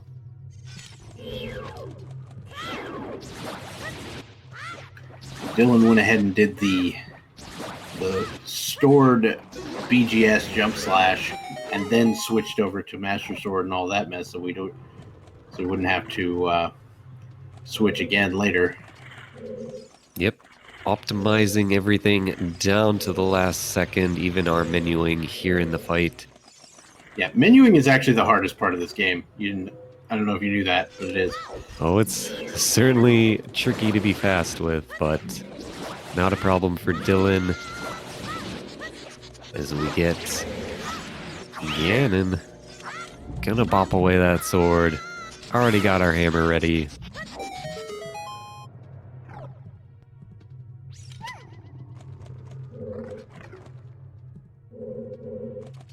Salty finishing up Jabu so he can go get his hint as well. Hellknight here, about to finally find his Din's Fire. Mm-hmm. And as we said, unfortunately for Keizo, kind of forgot about that Goron spinning pot where his hammer sits. I'm not entirely certain Keizo has really done any Child Goron City. Yeah, I think he may have just passed it up on his child route. All right, Dylan is now on the Ganon fight, part 2.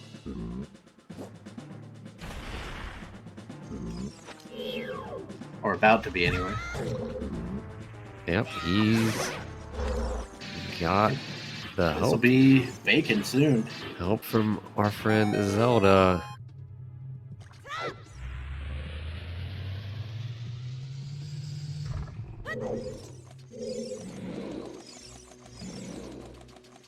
Get your GG's in chat. Dylan Meeble, your first finalist here. With an official time of 3 hours, 7 minutes, and 50 seconds. Congratulations to Dylan Meeble for taking that race. We are also going to see the Salty Sponge here. given the fact that we know where the light arrows are, we can fully expect the TheSaltySponge to pull this one out on top as well. Absolutely, it would take something of a miracle for HK to come back. But again, all four runners, very talented, very well-fought race here, and just tournament overall. Be sure to give a follow to all of them.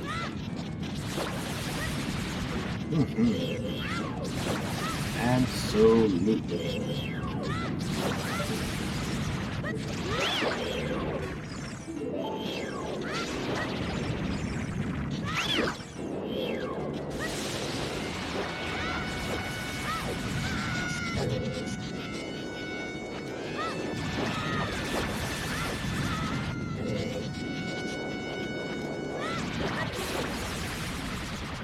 So we'll see about getting a invite to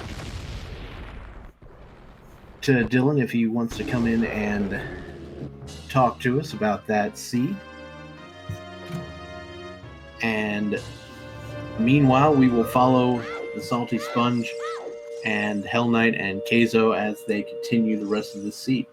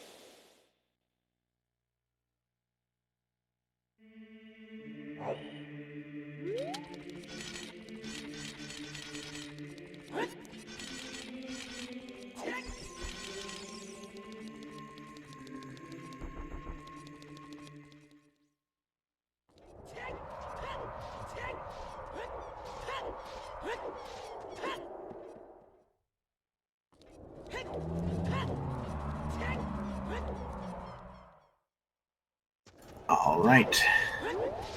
So TheSaltySponge now heading over to Ganon's castle. He will shortly find out what Dylan found out recently.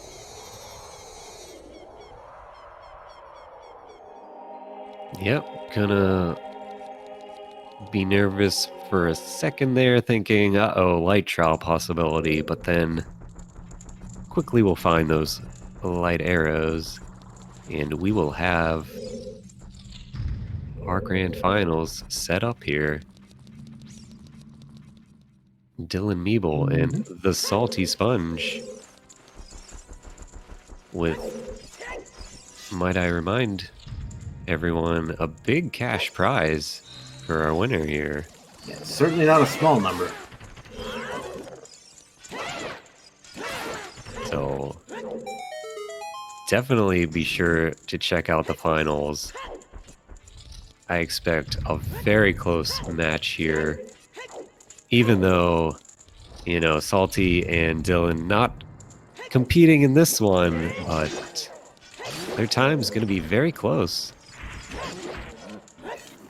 And, you know, for those of you who enjoy speedrun content and randomizer content and things like that, we are trying to set up prize pools and things like that for next year as well. So if you have a mind to see a certain game become a main tournament staple here, the ones with the highest funds raised toward their prize pool will be the main tournaments and get plenty of extra value added to that for next year. So you can check out the necessary implements for that over at speedgaming.com/sglive, and you can get all of that information over there. And it looks like we have been joined by some people. So I'm going to bring Dylan in. Yeah, it looks like Keizo got pretty lost here. He never found Hammer. Yeah, that is in fact the case. Oh, Yes, hi. sorry, we moved you into our Hey, channel. everyone. So Dylan is the only one who has currently finished on stream. So we will we'll hold off on the interview for the others for now. But Dylan, that was a seed.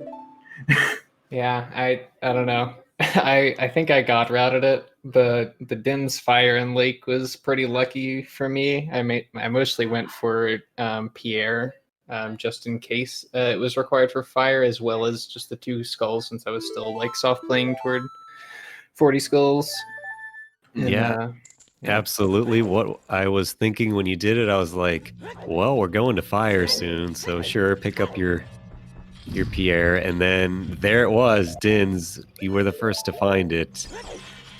And then I thought perhaps Salty would get unfortunate and fortunate if Pierre had the boss key. Turns out it was just on the hammer chest instead. So it took a little time for everyone else to get over to the lake there. Yep. So, Dylan, you've managed to take down this seed pretty nicely. So let me ask you: when you saw the hint from Ganon that it was in the castle, were you sitting here like, "Oh no, I've got like another hour"? I mean, there's definitely the idea that it's in Light Trial, but I had FW and GTG, and so I was like, I was pretty sure at that point Strength had to either be in GTG or Spirit, just because of the Strengths being Way of the Hero. So that would be my next guess if I didn't find Light Arrows, but luckily we didn't have to go on that search. Yeah, not sure exactly. We never saw the 3rd strength, and your other runners here did clear out all of Spirit minus the Mirror Shield portions, coming up with nothing, so could have been a tough ride there, but yeah, easy Light Arrows and Ganons for sure. Meanwhile, the SaltySponge did in fact just pick up the Light Arrows on stream here, so we'll be finishing pretty soon.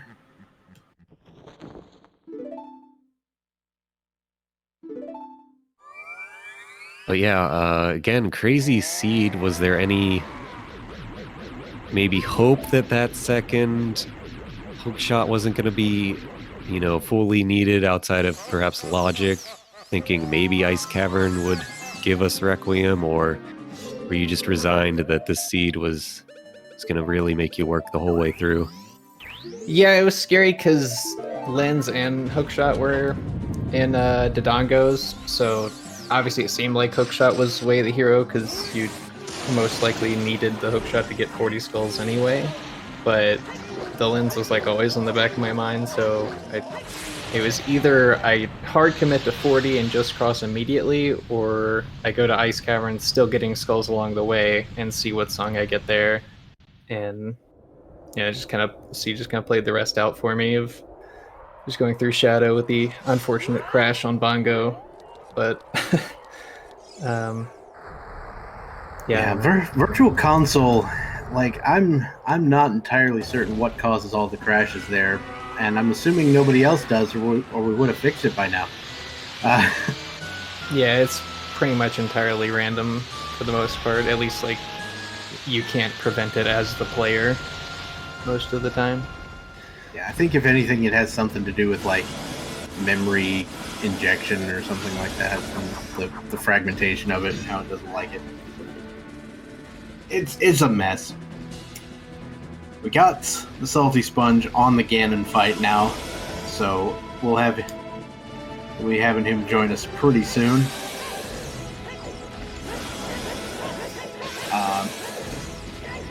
Yeah, so you're gonna have us.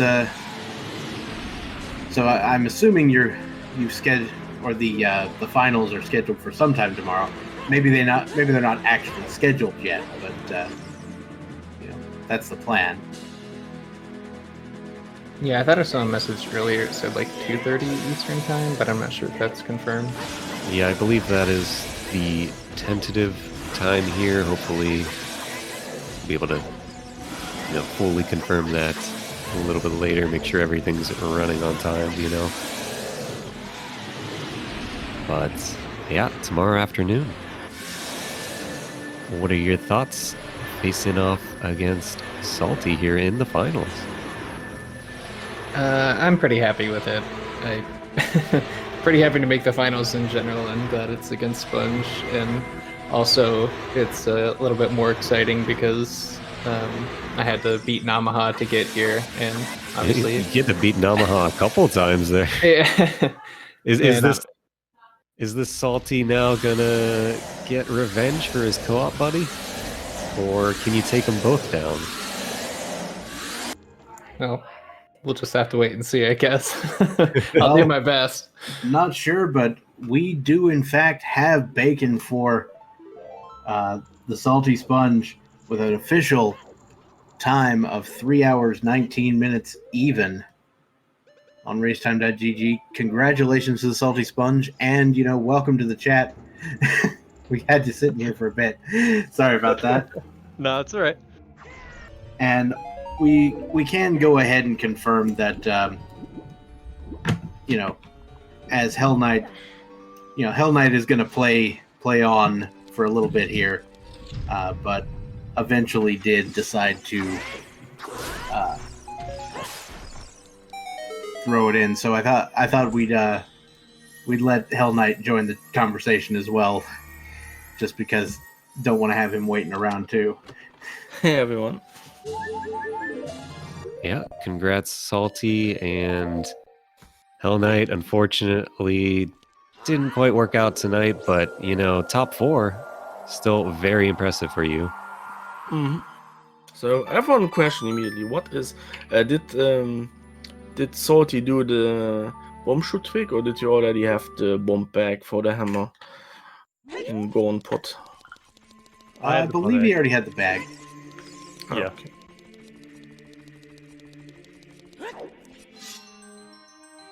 But I think his was your first bomb bag the one in the maze?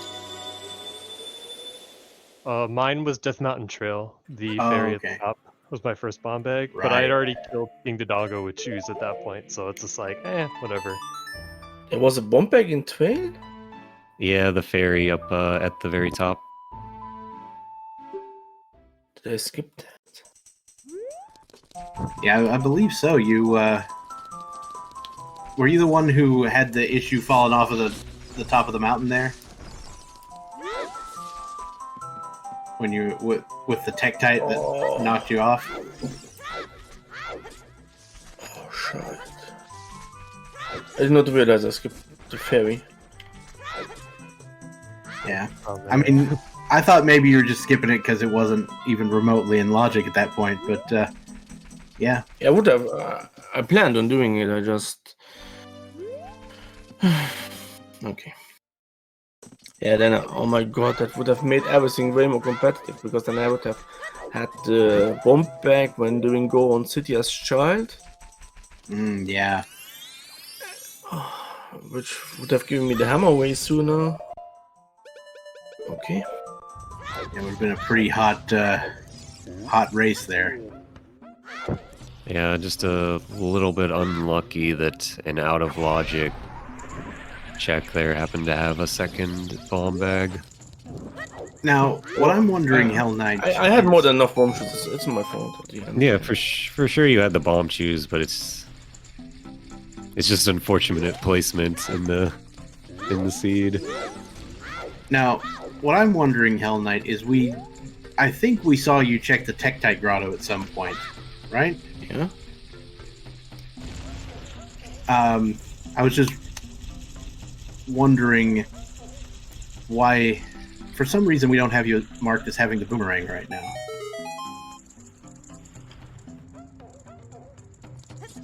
I mean, maybe you just did it after Shadow. Maybe it was just a. I think that was just the search for Dins update. still and so I routing did Shadow. Dins, and Yeah. then I decided to get Boomerang after that. Mhm. Okay, yeah, maybe you have the boomerang now. It's just Yeah, I mean, Boomerang. With the Boomerang, don't worry, I have it. we also see that on stream that Keizo has just found the hammer, which is unfortunate. Wondering if after GTG I would have decided to instead go Water Temple, if I would have finished in time or not. Who knows? Yeah, so HK, Salty, any other thoughts about the kind of crazy nature of the seed needing that long shot? You know, Ice having Nocturne. I mean, not really. It started to become really evident that the long shot would eventually be required because A, we were running out of checks, and B, it just locked so much.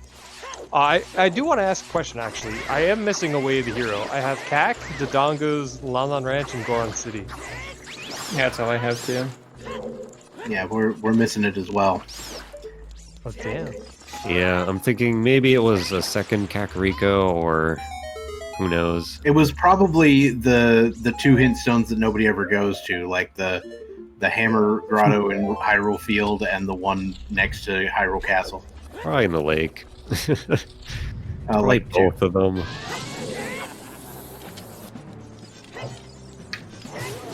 But yeah, Crazy Seed. Another interesting spot was we thought Keizo was going to pull in the lead by doing the Gerudo Valley Child Lake early play, and then the three of you go to turn in your letter and are just gifted the scale. Oh yeah, that scale was so clutch.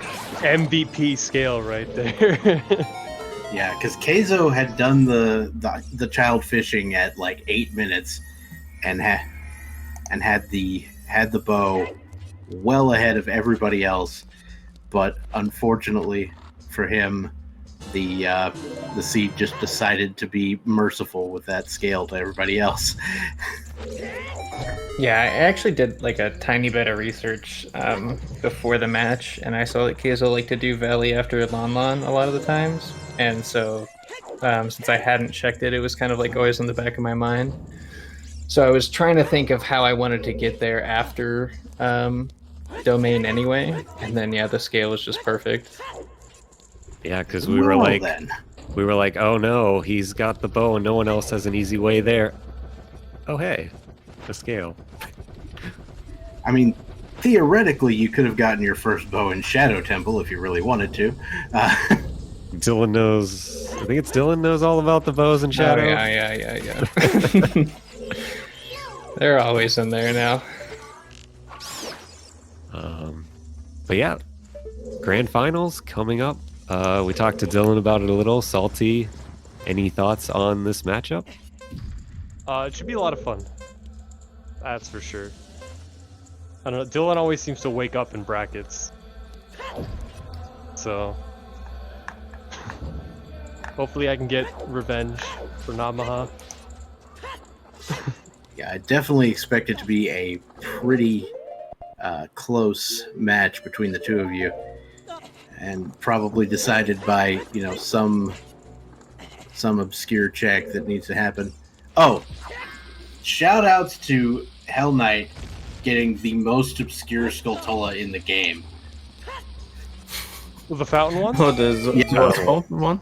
Yeah. I thought about it. I'm like, nah, this still ain't worth it.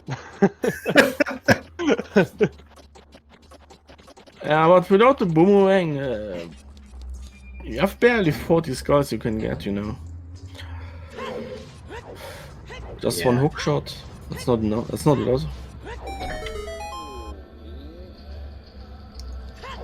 Yeah, so I wanted it on purpose, therefore, so I would first go sowas first go ice cavern, then sowas fountain, and then the skull at the end, so I could get off from there. And I definitely appreciated that. It was great. All right. Well, any other final thoughts from tonight's match or the upcoming one from any of you wonderful runners? Everyone, please again follow all of them. Nothing from me, just best of luck and thanks everyone. It's Time to go been to bed. fun. Yeah, all right. Well, then we're gonna wish Salty, Dylan, both of you best of luck in this matchup. Get some rest. Hell Good luck, Knight, guys. Hell Knight again. Thank You know, good job getting so far. Better luck next time. It was fun. Really enjoyed it. I really like this a little bit more quick tournaments, getting everything done in 1 or 2 weekends. Absolutely builds the excitement up and doesn't stop. The fast pace is great. The fact that the settings lend themselves to a little bit faster seeds overall. It's just a pretty nice thing all over. Good. What was Sorry, I that? missed this. Is there a battle for third place? I don't know if there is a third place Yeah, match. August here saying a potential third place match between you and Keizo, so Now it would just be for bragging rights because I believe the prize for third and fourth is the same. Maybe I could be making that up. but yeah, we'll sort that one out. Otherwise, I don't think we want to keep you guys too long. We want you to rest up and have an exciting finish tomorrow. So thank you again for joining us here.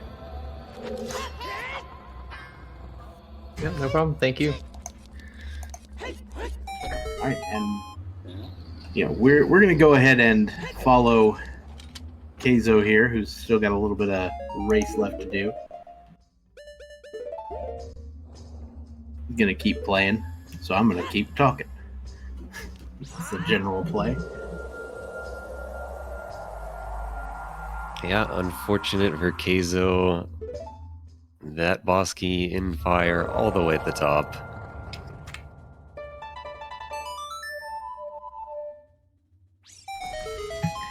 There's that Goron's Lullaby we were talking about way back when.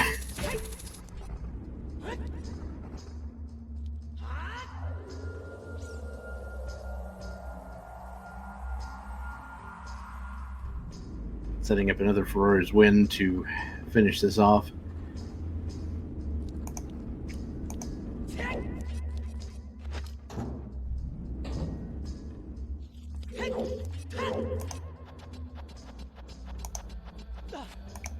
Luckily, this will be the last thing in the last dungeon that Keizo needs to beat as well. And Keizo actually did stop his timer during the free play or fair play agreement period. So it's going to be a little bit of a discrepancy in what we see on screen and what the official race time says.